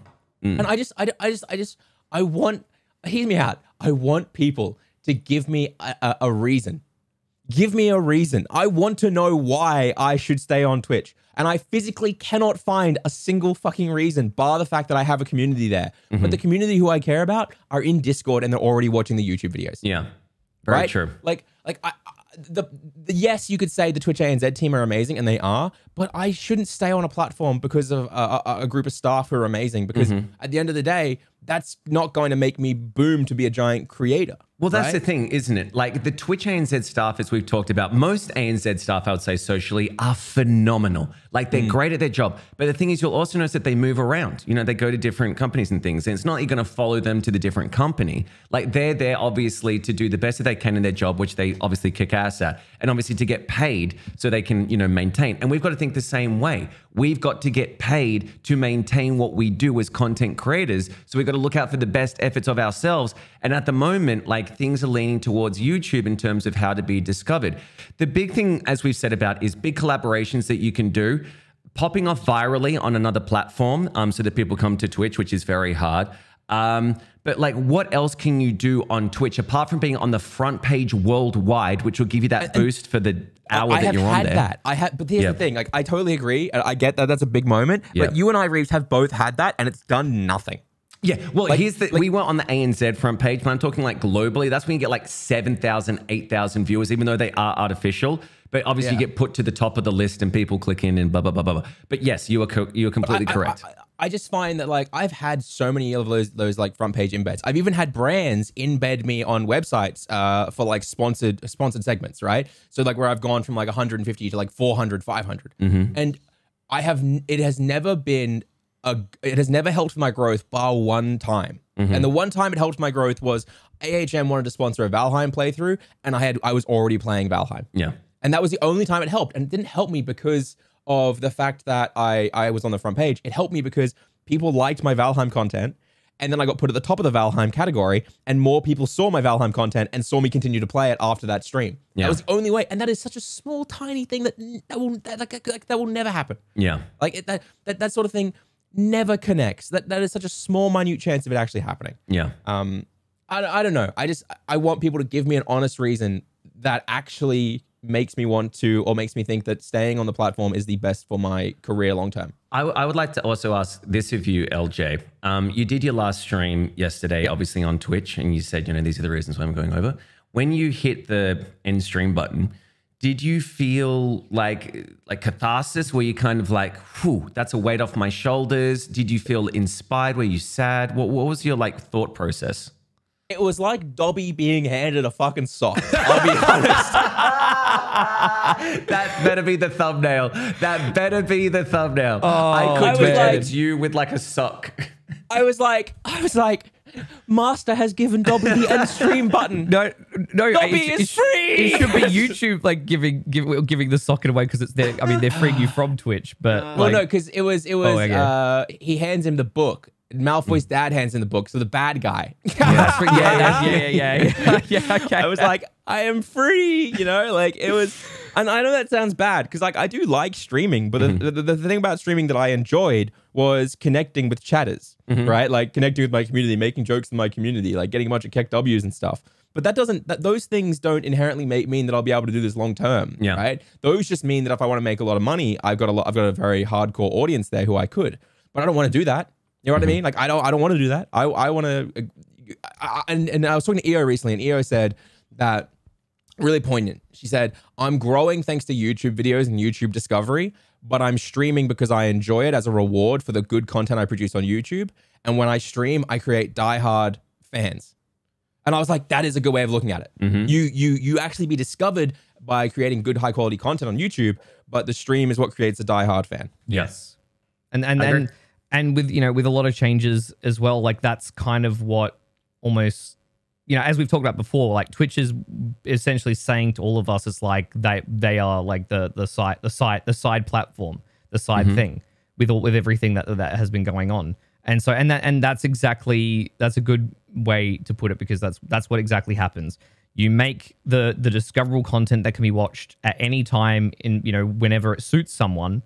And the live format is for the hardcore fans that will make the effort to be there when that show is on. You know, like we've talked about, it's like on the schedule. It's like, oh, you know, every 6 p.m., you know, every night during the week, Simpsons was on, you know, for example. So that kind of similar thing where it's they going out of their way to catch that live stream regardless of what the time is for their time zone and things like that. Like those are the hardcore fans, and eventually you might get someone interested. But if not, it's okay because they're still consuming your main high quality content. I said this yesterday on my stream because I'm also cutting down to 3 days, and I said I'm doing it for November, like see how it goes. Obviously, most of my income comes from Twitch, so I can't just like, you know, put it to the side at the moment because I'm not monetized on YouTube, and it's just kind of like, well, I'll be in the red for X amount of time. But what I did say when people ask me why cutting down to 3 days, it was the exact same reasons. And for me, it's really exciting to go. I no longer have to go live 4 days a week to do this. Not because I don't like seeing the people. I love the people. But I know that my income is solely relying, mostly I would say a majority is relying on their generosity. And I know, Nick, and you know, we're heading into a recession worldwide. Like it is at the point where I feel so guilty when people give me subs, like 5 subs, 10 subs, 20 subs, whatever it is, because you're kind of like, whew, you have invested a lot of money in me. And if I go down or I don't do a long enough hours or anything like that, I feel like I'm letting you down. And for me, the overall goal, which I know it is for all of us here, is to get sponsored, not by the people, but by the companies who can afford it and don't even realize that they're sponsoring it because they've got so much money anyway. You know what I mean? They can even write it off as tax for all we know. And it would be nice to go live and actually not have that thought in the back of your mind of like, I need to make money to do this. Otherwise, I can't do this anymore. You know, I've got to go back to X job or Y job. So it's so exciting to think that if I do make these steps now, hopefully in a year's time, I can see dividends being paid on YouTube where I am monetized, where I do get enough income that I can go live whenever I want and not have to worry about people subbing or giving bits or donations. That to me is the most exciting part because, as I said, I hate the fact that I have to rely on the kindness of strangers to fund the way that I live. It rides on my mind every day in terms of those restless nights because you're like, I'm not getting enough subs, I'm not getting enough bits, I'm not getting enough donations. How long can I last before I have to go, I can't do this anymore, I've got to do something else. And that's terrifying. Exactly. Yeah. Like, I mean, I think we've known for years that streaming it's a volatile thing. You like the income is volatile. You can't rely solely on people's generosity. That's not sustainable long term in the slightest. Or healthy for either of the not parties. Healthy. Yeah, exactly. And so like and a lot of people just don't quite understand that. It's like, you know, they idolize full-time streaming and all of this and that, and it's like, but they're not in the back of their head, they're not thinking about what that actually means. It's like, no, you going full time means that people are giving you enough money to sustain you, or that you have determined is enough for you, like to live, right? To focus solely on doing that. But it's like, that's tough. Like that at some point things are going to change. Like, you know, and you know, some people have people in their communities that, you know, are a lot more generous than others. But that again, what happens when that overgenerously person decides that they're not going to watch Twitch anymore, or they decide I'm gonna pull back? What happens to your income?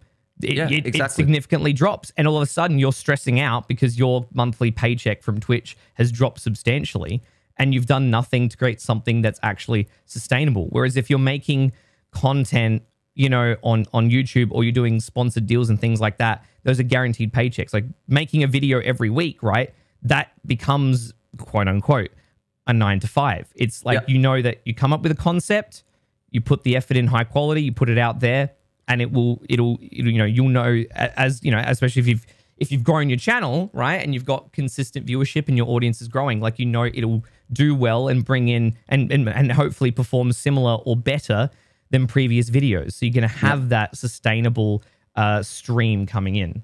Yes, exactly right. Yeah, I think people hopefully understand a lot of our feelings and thoughts on this whole situation and the whole concept and stuff like that.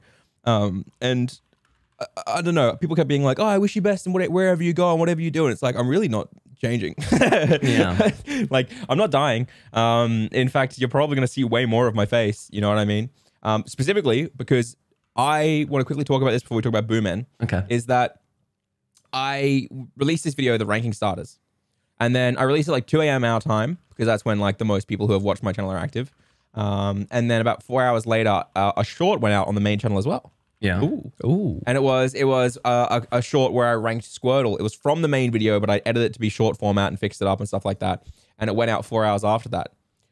Holy crap, guys.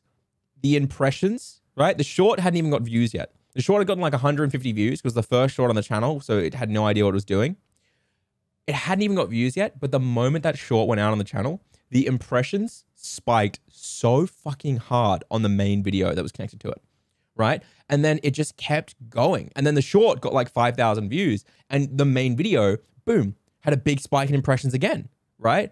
Like the click-through rate wasn't changing too much, which I think goes to show people need to see my face more because when you, as I've said many times, is content is about farming impressions enough that someone will click. In digital marketing, we call it touching. You need to touch someone 8 times with your brand before they'll click it online. But like it was so... It literally blew me away to see these impressions and how they worked. And they just went, right? Like, so like, think of it this way. We're at 303 views on the video now, about a day in or whatever. Normally by this period, we would be between 120 to 167 views. Mm-hmm. So it's almost double the viewership on this video from just purely browse and suggested content. And this is the first time I've done the short on the main channel. And I just found that so interesting to see that happen. And the really interesting part was it's not all browse. Most of it, the larger percentage of the views are actually like 48% of the views are coming from suggested. Oh, wow. Which means it's being suggested on the side of other people's content. And I still got to wait to see the data on it all. Mm-hmm. But I am really interested because it means that YouTube's algorithm has suddenly, very quickly, normally it takes me like 30 videos for YouTube to understand what your content is about, right? Mm-hmm. Within like 3 videos about Pokemon and then 1 short, it now suddenly is like, oh yeah, I know who this is for. And I feel like it might be because what's happened is the short algorithm understood exactly who the people were that the video was for. They were like, oh, this is a Pokemon short. Here, I'm going to show it to 5,000 people who like Pokemon, right? And then it was like, okay, this channel is about Pokemon or Nintendo and stuff like that. We know that is about that because these 5,000 people who watched it for this amount of time and they watched these other channels. And I think what happened, here's my theory based on the impressions I'm seeing and based on what I'm seeing in the suggested traffic and what videos it is being suggested on.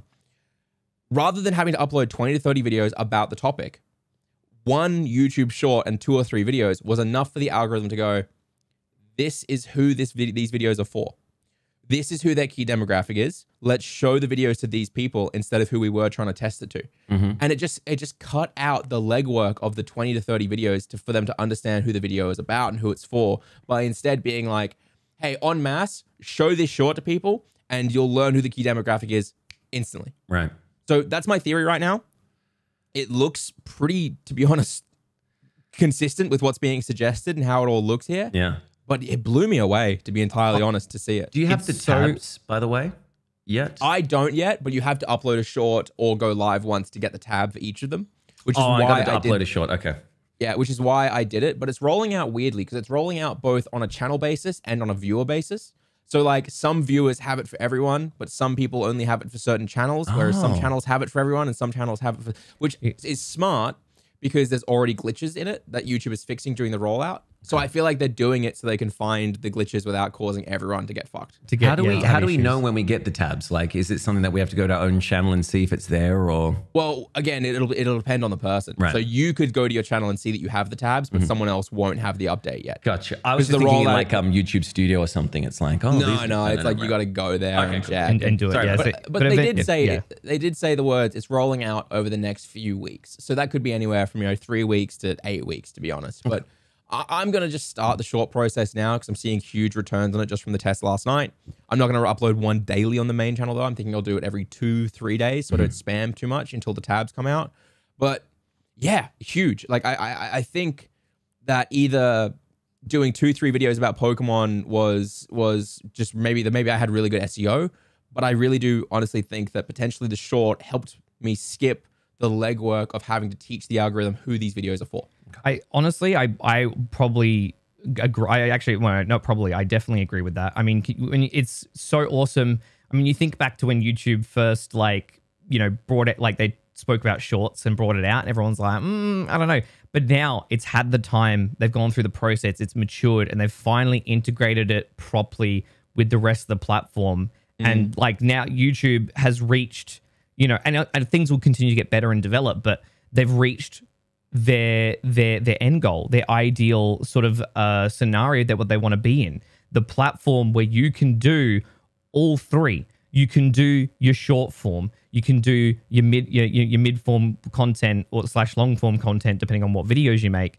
And then you've got your super long content, which is your live streams. It's all in one place. It's easy to navigate to. The shorts promote the video, and you know you might watch someone's video, and then you're scrolling shorts the next day, and then you might see some shorts from that channel as well. It can go back and forth, and hopefully when you're live, it'll say that you're live. Like that may be a future update or something, but that is already a thing. Like So I spend a lot of time watching shorts so I can understand the platform better and make better content.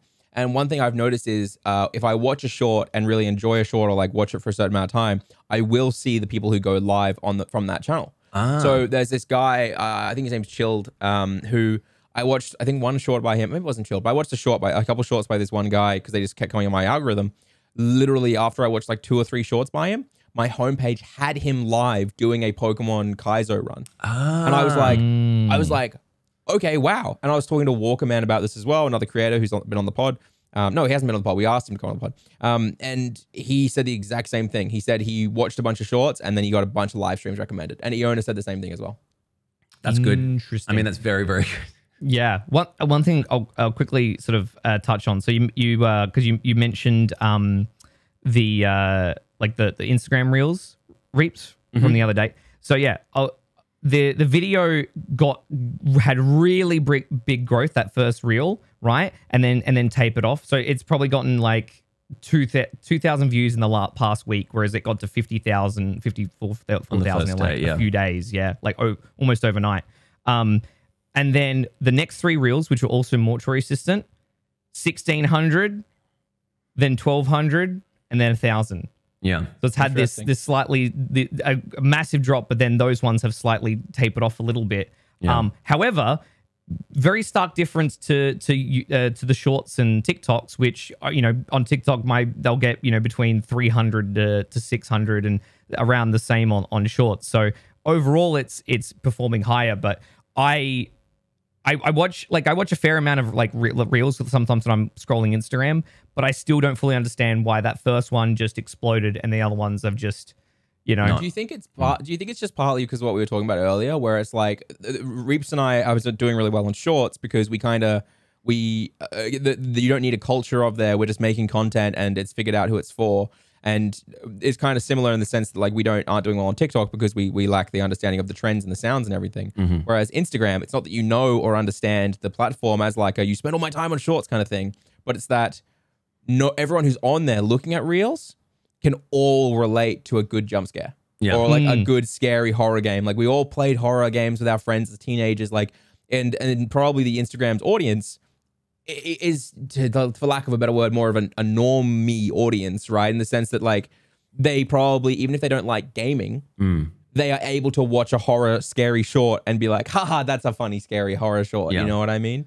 Like, do you think that's so it's like a larger demographic, therefore it can go out to more people? I think you've touched on a very good point. Is we've talked about this many times, but you have to make content catered to the platform. And for me, the Instagram platform is 2 major things: lifestyle and animals.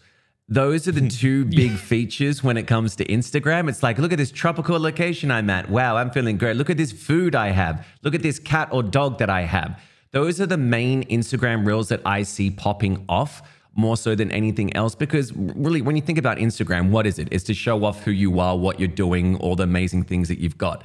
But when it comes to TikTok, I feel it's more kind of like, as we talked about, there's a kind of community consensus of like, here's some crazy funny jokes, here's some in memes. You know, like the big meme was the one with the where they're trying to stab the lady and she's going from side to side with that weird thing. That's a big like meme at the moment. That one, you know what I'm talking about? Like everyone's redoing it and they're popping off like that. Well, with YouTube, it's just like, because we've basically got every single thing under the sun, as long as you get your hashtag and your information right, that we're going to cater towards that audience. Well, I feel that Instagram is definitely lifestyle, animals, and food. I would say those are the top three. So when it comes to gaming, I don't think people go on Instagram to see gaming, but I could be wrong.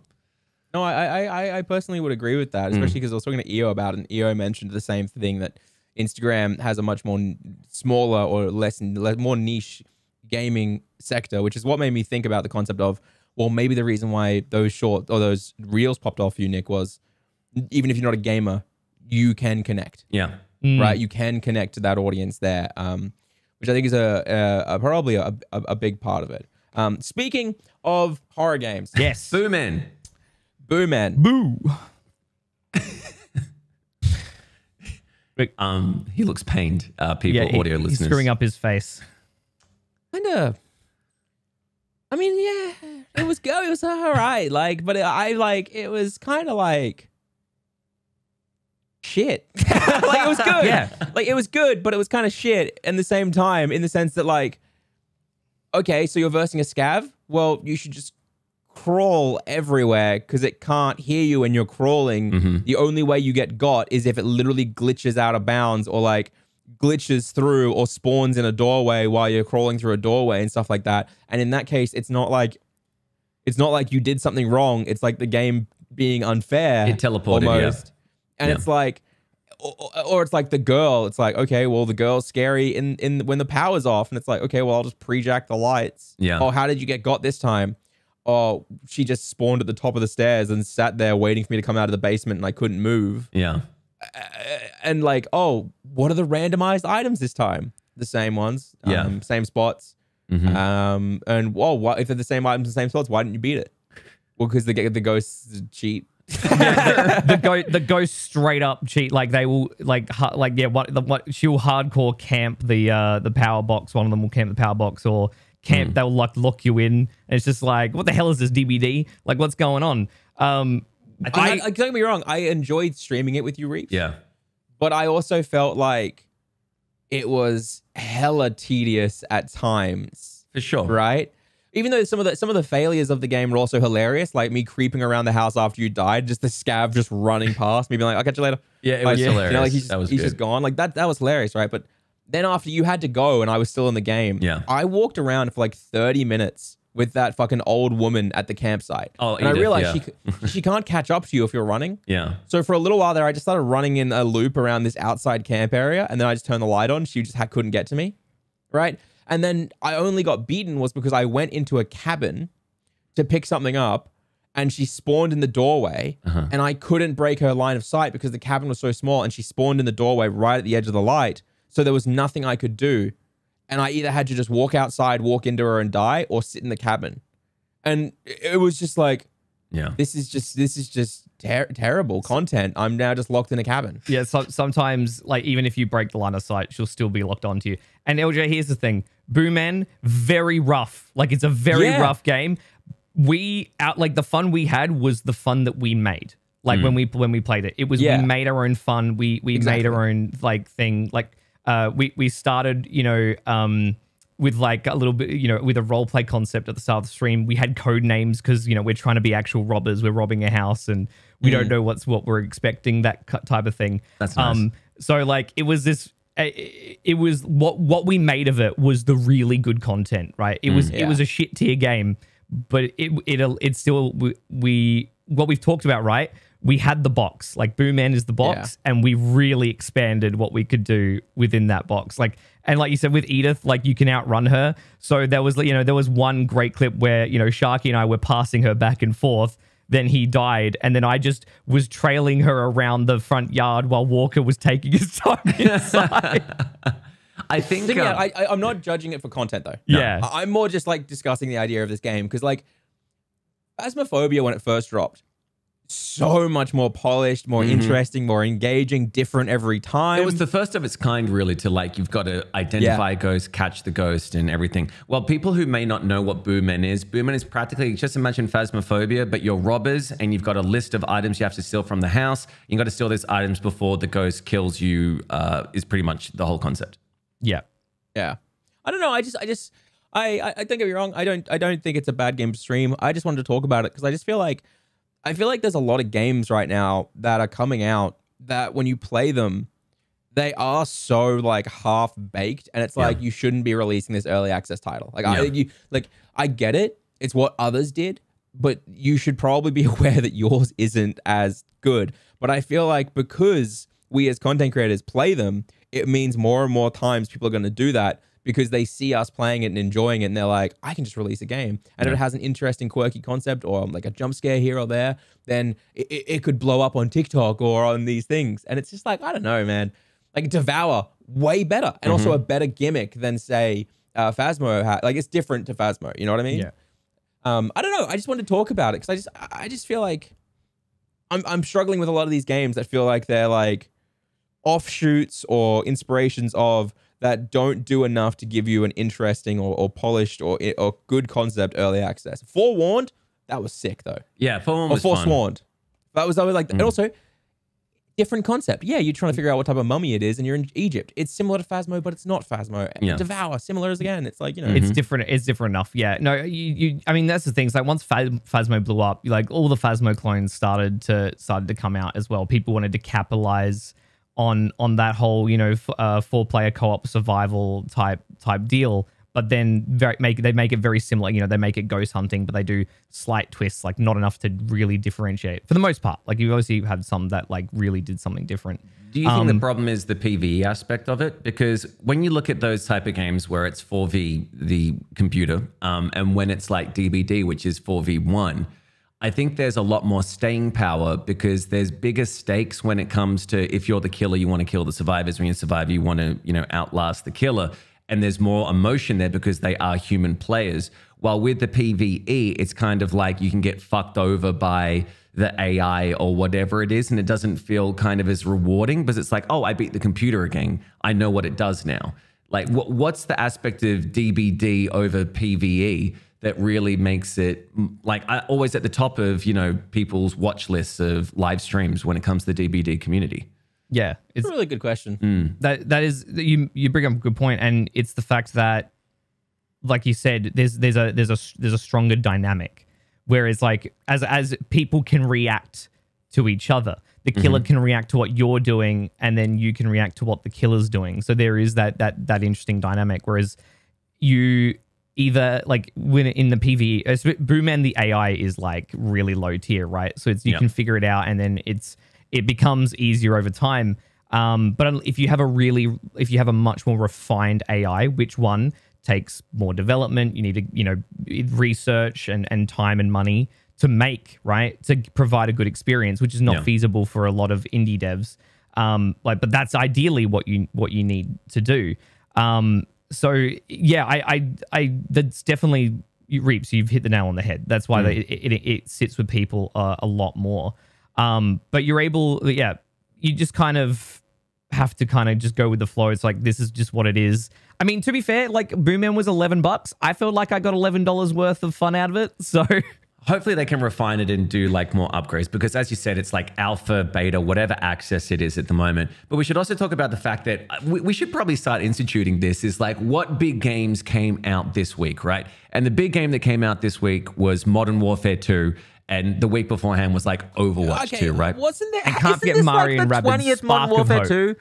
Why are there? How many Modern Warfare 2s have we had at this point? Like, what the fuck is going on? I think there's been 3 or 4, because there was the original one, and then there was the remastered Modern Warfare 2, which came with X Game, and then there was this new reboot of the Modern Warfare 2, which I believe is a completely new engine. Like, they built it from the ground up for the simple fact that they want to reboot Warzone, which comes out on November 16th, I believe. So obviously they're trying to institute it, but I also believe, I may be incorrect, but they're not releasing a Call of Duty next year. They're not making it annual anymore. They're actually waiting 2 to 3 years or something in between, so it's more unique or something. Yeah, because they don't feel like they have to compete with Battlefield every year. Because Battlefield was 2-3 years ago, decided, hey, we're just going to do biannually. Yep. I mean, that didn't work out well for me. My God, it did not work out at all. Holy hell, bro. But honestly, they keep milking the Modern Warfare era because they just even Call of Duty fails to make a good new Call of Duty. Yeah. I just don't understand it. I don't understand it because back in my day, right? Back in my day. It used to be. I used to love the Infinity War ones way more than I liked the Activision ones. Or Treyarch. I love them, yeah. Oh, sorry, yeah, Treyarch is probably what I think. World at War was one of the funnest games to play with mates. I don't know if you guys played the old school Call of Duty World at War, which was with the bouncing Bettys and stuff like that. We played that so much. Playing zombies in that was so good. That's the OG zombies. Nowadays, to play zombies, you need to have a fucking PhD in puzzle solving. The you don't know what the Easter eggs fuck's are going insane. on. Yeah. It is its own game entirely. Even the core gameplay seems insane. I was watching Sips play it ages ago during the when the big battle royale one dropped.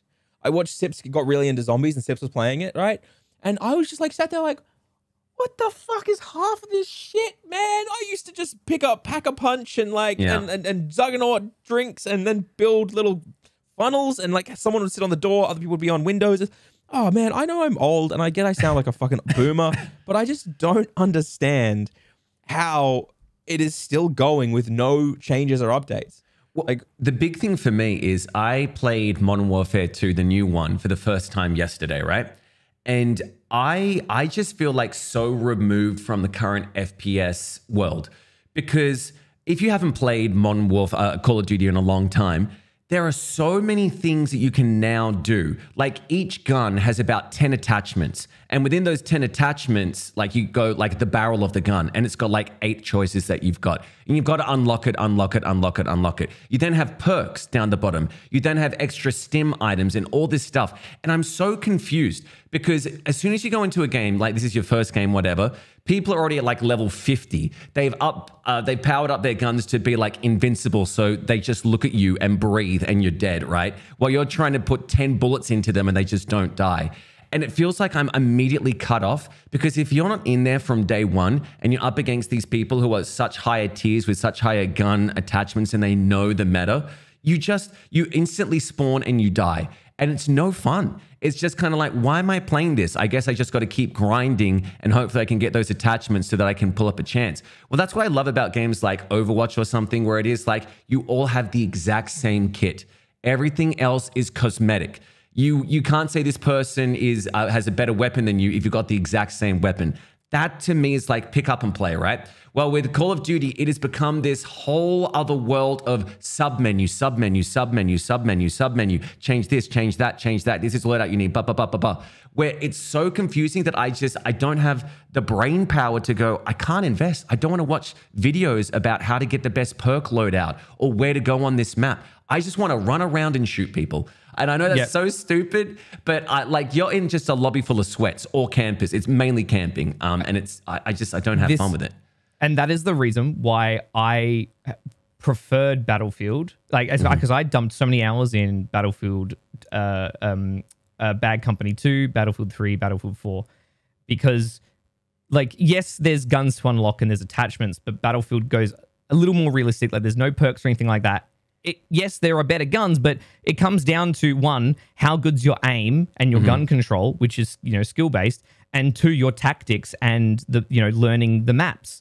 That's what it ultimately comes down to. It doesn't come down to the perks and, the guns you unlock at the highest level, just, that give someone no chance at all, at a lower level. Battlefield's a lot more sort of balanced. That's why I preferred it a lot. But I will never forgive EA for choking Titanfall 2's launch and killing that game on release. Titanfall 2 is one. Dude, I still played it up until until the servers got DDoSed and shut down for ages. Me and my mates played Titanfall 2. It's literally, best. I'm not even.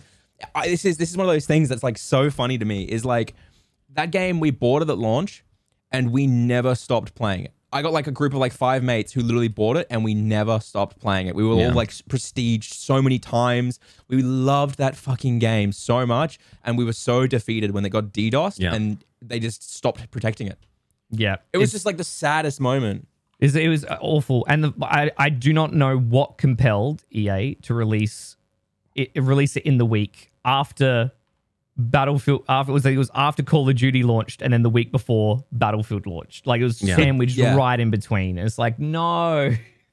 It's like legitimately, I honestly am like, I find it really, really interesting how, I find it fucking so strange how like Titanfall 2 is one of the best games like of all time. Like legit, like I don't think that's a hot take though. It's either. not. Like the campaign's phenomenal. The PvP is phenomenal.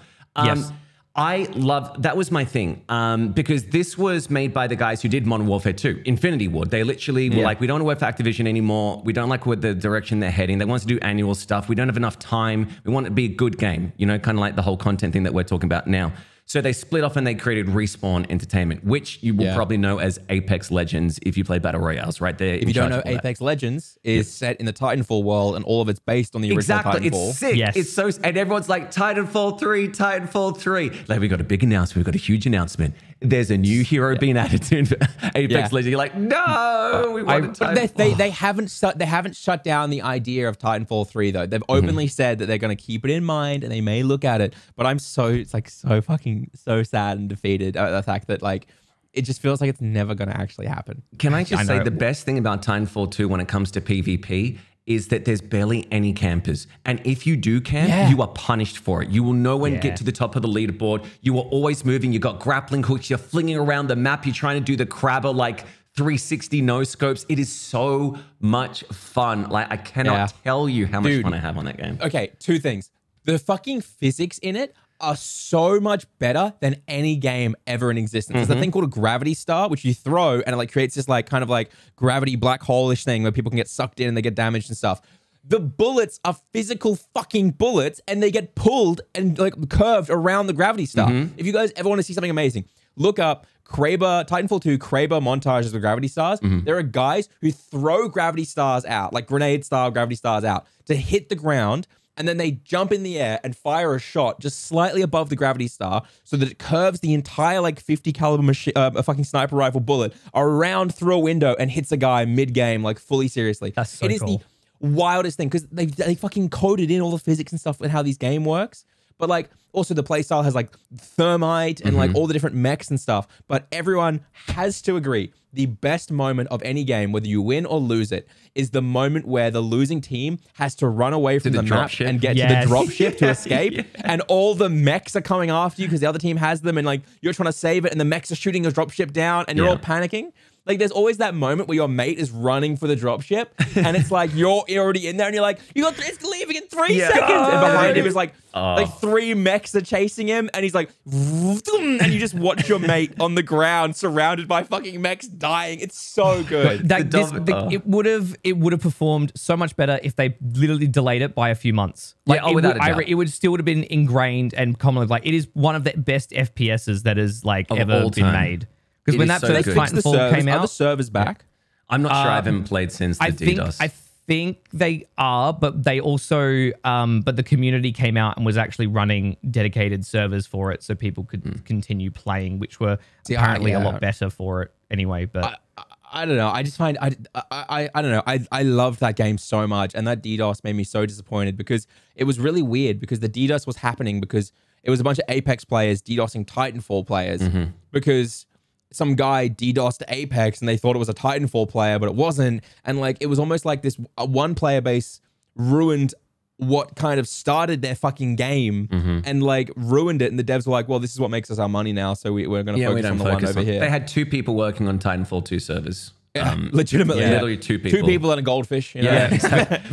Right now, Vince is, he's trying to reform DICE to make Battlefield good again. So maybe once that happens, he can go back and be like, all right, boys, now that I'm back, Titanfall 3, let's put a team together. Here we go. Yeah. Because now they're just maintaining Apex. Like they've got a good, strong team to maintain Apex, make new content, right? So like surely, you know, and Respawn will grow as well. They've got good funding from EA because they're making results. I without a doubt, I'm sure Vince has a lot of sway. He's on the board for EA, so he could be like, all right, so it's time. Good. It's just such a phenomenal game. And if you're not into multiplayer, try the campaign. Because the campaign is next level. Like, you know, when there's the stock standard shooters, which, you know, back in the day you play your campaign, it's like, go to this area, shoot this person, then go to point B, right? In this one, it's like you've got this mech and you've got this like relationship. You've got to do hardcore, parkour. You like have to get different type of mechs to kill because they're all different. And, you know, it's just like, and they give you a bit more gear, a bit more gear. But it feels like it's short. It's like a 5 to 6 hours, I think, the campaign. It's fairly short, but it's amazing. Also, that ending, I'm not going to spoil it, but I'm not going to spoil it God. I've never been that close to tearing up. I know. At an ending of a video game like that. Yeah, just to TLDR for everyone. This campaign has what we call a good story, and it has this rare thing called character development. It's great. It does. Yeah. It's so good. But apology. That was basically, we're saying the big games that come out this week. I mean, I'm enjoying Overwatch 2, but the thing is I played Overwatch 1 and it's practically the same apart from one less person. There's all this balancing issue, but it seems to be back up there, which I'm surprised. I thought it'd be like hot for a week, but people still seem to be into it. However, now that Modern Warfare 2's out and that's where the money is made, you know, I'm sure a lot of people will go, especially when Warzone 2 comes out. You're going to see a lot of people playing Warzone 2 for a long time when that bad boy comes out. But is there anything exciting that you boys are looking forward to? Obviously, Pokemon is coming out soon, I'm guessing. Is it November? Yes, November? 2 weeks away now. 2.5 Oh, weeks. damn. Okay. Sheesh. Very, very close. And you've but already pre-ordered? Oh, yeah. I pre-ordered digital. Because this is another thing that people are yelling at me about, is that I never buy physical copies. Mm-hmm. I'm like, I just don't want physical copies. I'm sorry, I don't need the clutter in my life. You can already see I got too much shit on this shelf. You know, it's not even that much compared to some streamers. But like, I don't want it. I don't want physical. I'll just buy the fucking virtual, and one day the Switch's stores will shut down, and people will be like, "Well, you lost your game," and I'm like, "Yeah, well, you know what? You got enjoyment out of it." Yeah, exactly. I mean, look, I was very happy that I managed to stumble upon the Amazon pricing for those because I saved a buttload of money and saved everyone else a lot of money from sharing that Amazon link. So I was pretty happy with that. But I'm going to be playing Mario Rabbids Sparks of Hope this Friday. I've heard amazing things about that, like phenomenal things about that. Which is wild, isn't it? When you think about the actual concept of the game, that it's actually come across so well. Like, and it's from Ubisoft. Yeah. No, I really thoroughly enjoyed. Nick giving a little bit of shade to a developer. Nick doesn't. Ooh. Nick's normally like, yeah, no, everyone's doing their best. Everyone's doing their best. But you're like, no, fuck you, Ubisoft. Listen, they've dropped the ball in the past, but they did give me a code for Sparks of Hope, so thank you, Ubisoft. I appreciate it. But no, I really thoroughly right now. Yeah. Shit. I really enjoyed the first one. It was very well received. It was just a good, like, you know, turn-based strategy, and they've just expanded on this in every way for the second one. So I'm ready to go. I'm keen. Nice. It's so interesting. I'm you know what's interesting is maybe it's not like a new game, but I'm keen to play a bunch of games that I've wanted to play for videos that I feel like, or do a lot of things. I'm just keen to do things again, right? Like, you know, I've got this Fire Red Nuzlocke, which I'm halfway through, so half it will be stream footage, and then the other half will be, you know, just offline recording footage. But I'm actually keen to sit down and play it, right? And cut it into something cool and do those things. So I'm not keen for any big games other than stuff that's coming out we've talked about. I'm more just keen to have a chance to do stuff. You know what I mean? Have a chance to create again. Go some backlog. LJ, did you hear about The Witcher? Oh yes. Mate, you are opening a can of worms 2 hours into this podcast. No, not the Netflix series. The what they announced about The Witcher 1. Oh yeah. No, I saw that. Yeah. I'm that's like, yeah, okay, it's another remake. I thought you were asking me with how rough the original Witcher was. It's very. I'm excited to see it remade in Unreal Engine 5. If they just take Witcher 3, right, and then just like take everything about Witcher 3 that we all loved and just make the Witcher 1 story again in that, I'm like, yeah, fuck, that's sweet, right? Yeah. But I thought you were going to bring up the fact that Henry Cavill, the only reason people are still watching the show, is leaving. I don't know if you guys saw it all, but for some context, for people listening, The Witcher Season 1, it strayed a little bit from the source material that the books and stuff covered, but people were okay with it because it was kind of like Monster of the Week. It was an interesting sort of plot line. They were giving some cool concepts. It was pretty good, to be entirely honest, Season 1, right? You could say it was close enough to the source material while still being different enough to be interesting. Season 2, though, is the biggest steaming pile of garbage ever, even if you've never read the books, because it's like they just make Yennefer out to be this two-dimensional, awful person, right? Like they make her into a terrible, terrible character that you kind of can't even root for in season 2. Right. And they make all the other characters weird. And one of the big things was that Henry Cavill, apparently all through season 2, was trying to get the showrunners and the writers to give Geralt more lines. They said, if you've ever read the books or played the games, Geralt is actually quite a witty, like a philosopher of sorts. You know, he actually takes time to be pensive and to talk to people and things like that. And he felt like that character wasn't being given credit, and he needed it to be stuck to the source material. Because a lot of the time, if you've watched either season, a lot of what Geralt does is,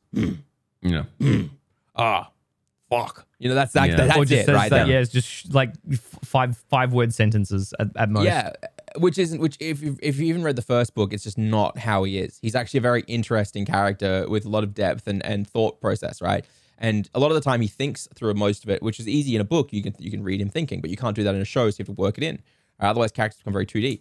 But he said, like, yeah, I'm happy to sign on for 7 seasons of this, like you want to, showrunner, as long as we stick to the source material to a degree that it honors it and does a good job with it and makes these characters feel good. Mm-hmm.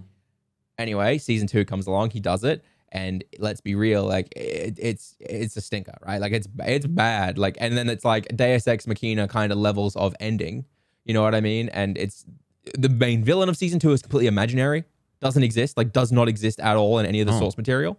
It's like, and like, for example, all the stuff that happens in season 2 that is based on the source material is completely different, because for starters, Yennefer's just not supposed to be there. Right. Like for most of it, Yennefer is not supposed to be anywhere near the source material for season 2. Season 3 is coming out. Geralt is still Henry Cavill in it.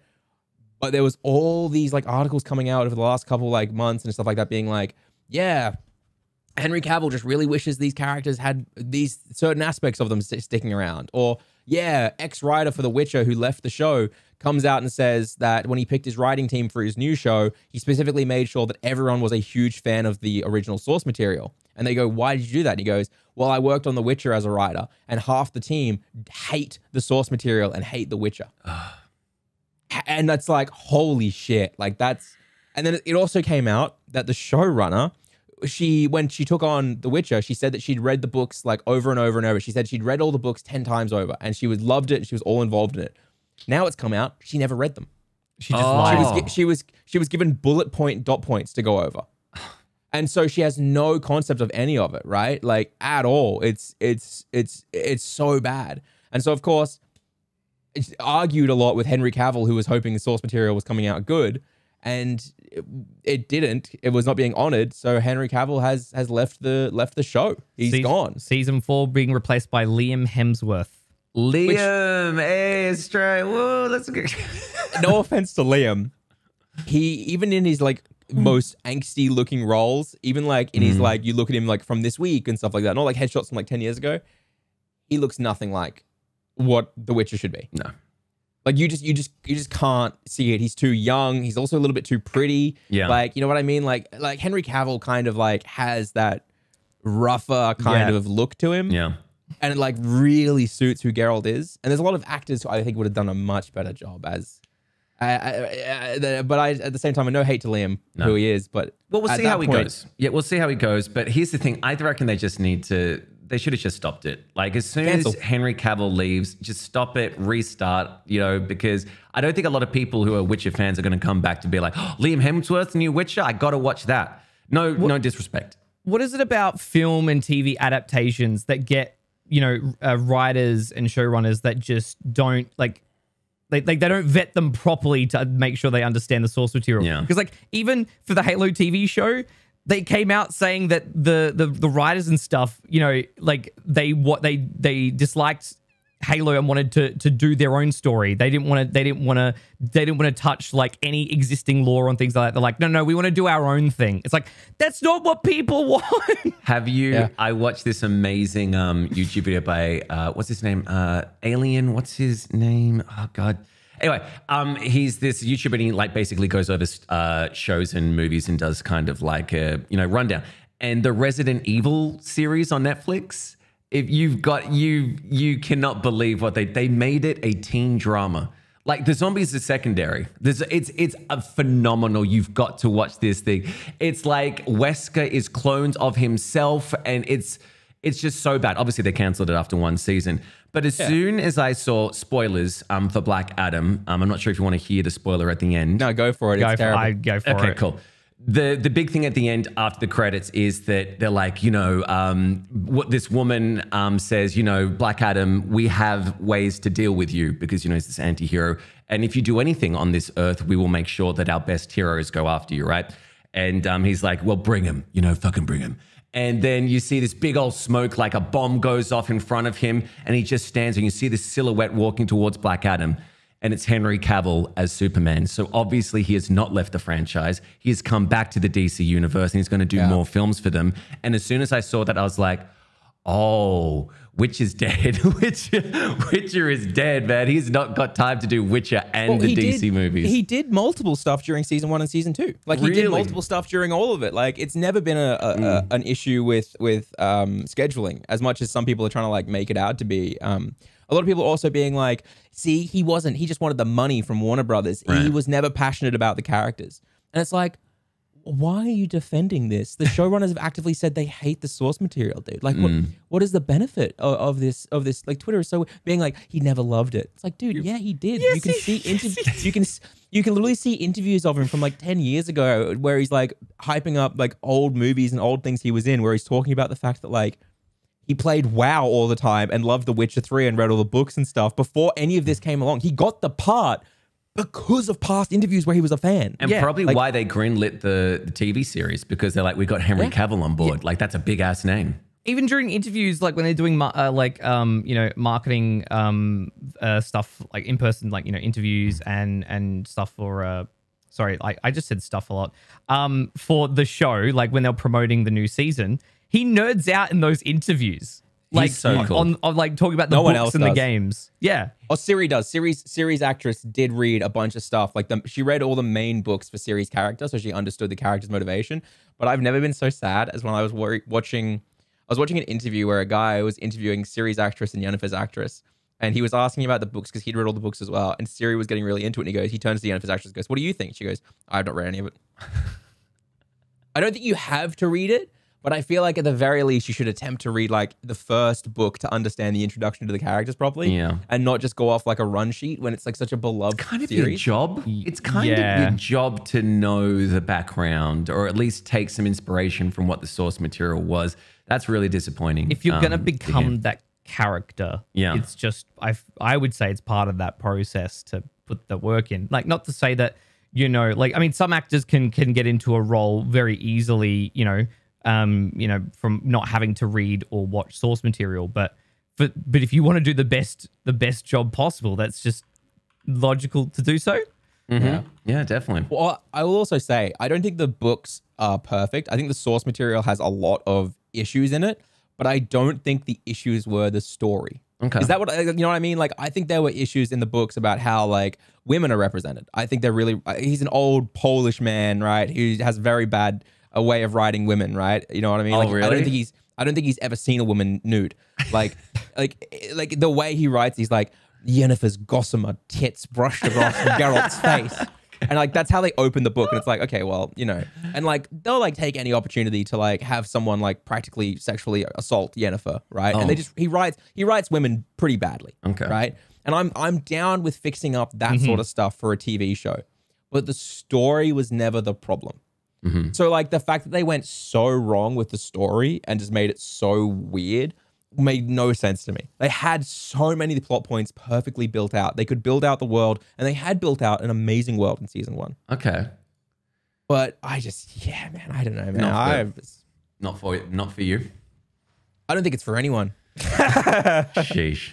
I was going to say. I don't know. I just feel like it seems like they wanted to make Yennefer a really strong, interesting character that you should enjoy in the show. Okay. But even if you've only watched the show, in season 2, anyone who watches all of her reasonings and stuff, you're like, yeah, you're a bit of just an asshole. Right. Like, she literally like tries to go and do some of the most fudged up shit possible to other characters. It's like, why? No reason. She was just because she's she was very headstrong and confident in what she wanted to do, but then it's just completely gets flipped on her head where she's now like doing things. She knows that she's just so desperate to the point all her logic's gone out the window, and because they're trying to push the concept of she just really wants to be a mother and she can't. But it's just done so poorly. Yeah, it's really, really rough. But that's a whole can of worms. You know what I mean? Like that's Netflix in a nutshell, right? Like Netflix does this every fucking time. They really, really struggle to create a show and keep the show going. They like the hype of the name that they've got. You know, like we got The Witcher, we got Resident Evil, we got X, Y, and Z. But then after like one season, because it's so off source material and just not good, that they're like, we're just canceling, and then we'll get to the next big franchise that we can pull in, do Fuller House, or old nostalgia things. That's probably why people are canceling their Netflix subscriptions, and then they've also raised their pricing. And adding ads and everything. But I guess that's disgusting. Do we have any questions? Oh yeah. We got fucking thousands of questions, legitimately. I got a good one here from Modo. I will skim through. It's a big paragraph, just being like, look, I look up to you guys. I really appreciate everything you're saying. I started off on Twitch, then I started YouTube streaming, and then I started Facebook streaming. Nowadays, when I get time to actually stream, I actually multi-stream. My question is, why does everyone laugh at Facebook gaming? Why is Facebook gaming the meme of the streaming world? Also, would you guys ever stream on Facebook or multi-stream or put content on there? Reason I ask is because Facebook is always the butt of the joke. For some reason, it does really well for me. Just curious, for some professional, your thoughts. Can I just throw out there? I think we all agree no one wants to use their real name, and no one wants to make a whole new account in order to stream just on Facebook. Secondly, the main reason I would never stream on Facebook is that I think I don't think the platform is ethical in the slightest, in any shape, way, or form whatsoever, so I don't want to support it. And then third, the DMCA and copyright. You guys think like Twitch and YouTube is bad? Facebook is literally the worst platform for playing music or anything that could possibly be copyrighted whatsoever. Even stuff that's fully safe, like Stream Beats. No, you can't play it. It's just terrible. Like, and that's why it's the butt of the joke. And the reason people do well on it, I find, is because no one else is willing to go on it. So the competition is much lower. Yeah. But I feel like, oh, sorry, I was just gonna say, also the ceiling is a lot lower on it as well. Like the platform, like they added functionality, but they just didn't incorporate it. It was just like you can do it, and then that's it. Yeah. I mean, in terms of like why, if it's going well for you, for all by all means, go for it. Like, there's no downside. I guess for us, it's more the fact that what LJ said, people using their real names. I know that turns a lot of people off. What's the demographic of people on Facebook watching gaming? I don't think it'll be my demographic. I could be completely wrong there. And also in terms of expansion, you may have heard this week that Meta has lost so much money because of their whole Meta, like billions and billions of dollars, that it does not look good at them at all, like sustainability wise. And I don't see coming into the conversation, if you go to sponsors or anything like that, they'll be like, where do you stream? Because they only know like YouTube, Twitch, TikTok, Instagram, right? They'll know those. I think if you said Facebook gaming, they would be very trepidatious on that, because like LJ said, in terms of like the DMCA and everything, it seems to be its own universe unto itself. Now, I could be completely wrong, but I know that I barely use Facebook these days. Back in the day, 2005, 2006, whatever it was, booming, for sure, makes complete sense. But now, I don't see people going, wow, I love games. I got to go to Facebook gaming to watch my streams. It just doesn't go into the same sentence for me. So to me, it's not a viable option. It's not in headlines. I've never heard somebody going over, have you seen this person on Facebook gaming? But if it works for you, definitely do it. But also look at the avenue of how you're going to get off Facebook gaming, because I don't think it's going to be at the top of their priority list to keep going if they have to cut something. Well, they've been yelled at to cut costs and be like, you got to stop spending so much money on the metaverse. And Zuckerberg was like, go fuck yourself, board of directors. Yep. I'm going to keep spending. I justify it. You guys are going to look back on this. And maybe we're all going to look back and laugh. Sure. But I want to point out, 6 months ago, the stock price was at $223. What do you guys think that the stock price for Meta is today? So one stock was $223? $6, yeah.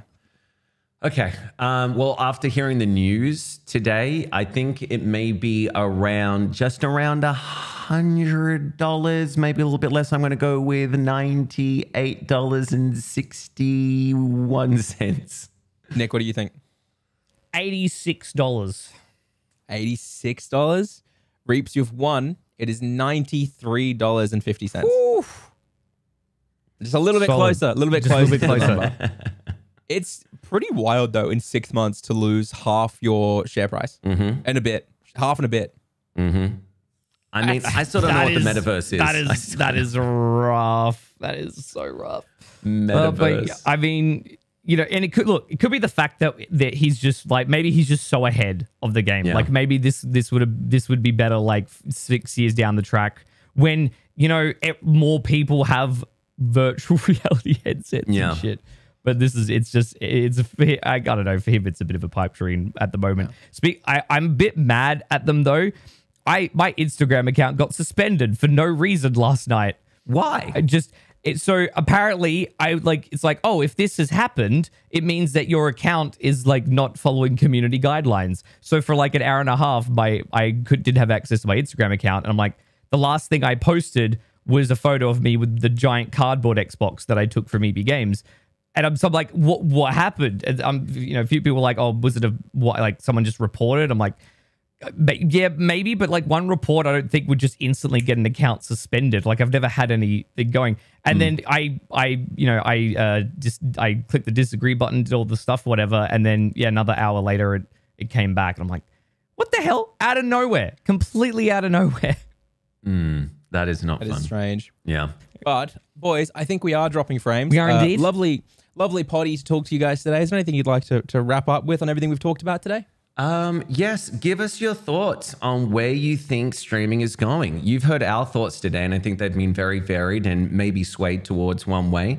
But please let us know because, again, we know that this is kind of a volatile market at the moment. We know that the world's opening up. Do you think we're making right choices, wrong takes, everything in between? And also, tell us what you think about Titanfall 2. Do yourself a favor. It's like $6 or something. It may even be How free. much is it on Steam right now? It may even be free on EA Origin if you get if you've already signed up to their thing. Give it a go. Play the campaign and tell us if we're wrong because that game to me is still, you can play it today and be like, that is phenomenal. Like everything. It's so good. Yeah. I will say Titanfall 2 is $40 Australian. So it's a little expensive, but it does look like do EA Origin, do the EA Play. It does look like it went on sale for $5 just 2 weeks ago as well, which seems pretty consistent. It's definitely, don't buy it for $40, buy it for $5. It'll definitely be up for $5. Just go for it. Also, head over to the Twitter. I've set the poll for the light versus dark mode for 4 days. So go vote. Say your piece. What do you think is better? That's it. It's over. No, it's fine. I'm curious. I want to see where these light mode people are, so we can tell them they're wrong. But also, when I looked last night, we were 6 subscribers away from 900 on the YouTube channel. We got 2 months, a little under 2 months, and to get 1,000 before the end of the year. Yes. So please subscribe. Go tell at least one person about our podcast. That would be amazing. And also, last night I was on the Oceanic Gaming Radio podcast for a few friends of mine. They have a gaming-focused podcast, so little shout-out to them. I appreciate them having me on, which was like a lot of fun. And if you go subscribe to the Stream Room, though, and go into Reeps' stream that you subscribe to the Stream Room, he'll blow you a kiss. I will. So, that I can absolutely verify that I would definitely do. Yeah. But they're not They can't have subscribed previously. It has to be a new sub with evidence and a receipt. Yes. I need everything. I need all paperwork before said kiss, and we will sign the allocated papers, and everything will be good. Yes. And Nick will do more than a kiss. Say no more. That's why they call him Dictacular. That's why this word's behind me, baby. God damn. All right. Well, I'm going to say goodbye. Dropping. Yeah. I think we are dropping. We will see you guys next week for more. Sorry that it's always the YouTube versus Twitch podcast, but you know what's going on. You get it. Yeah. Every week is some sort of development in some form. I hope you enjoy it, and we will say goodbye now. Goodbye. Bye-bye. Bye, everybody. Bye.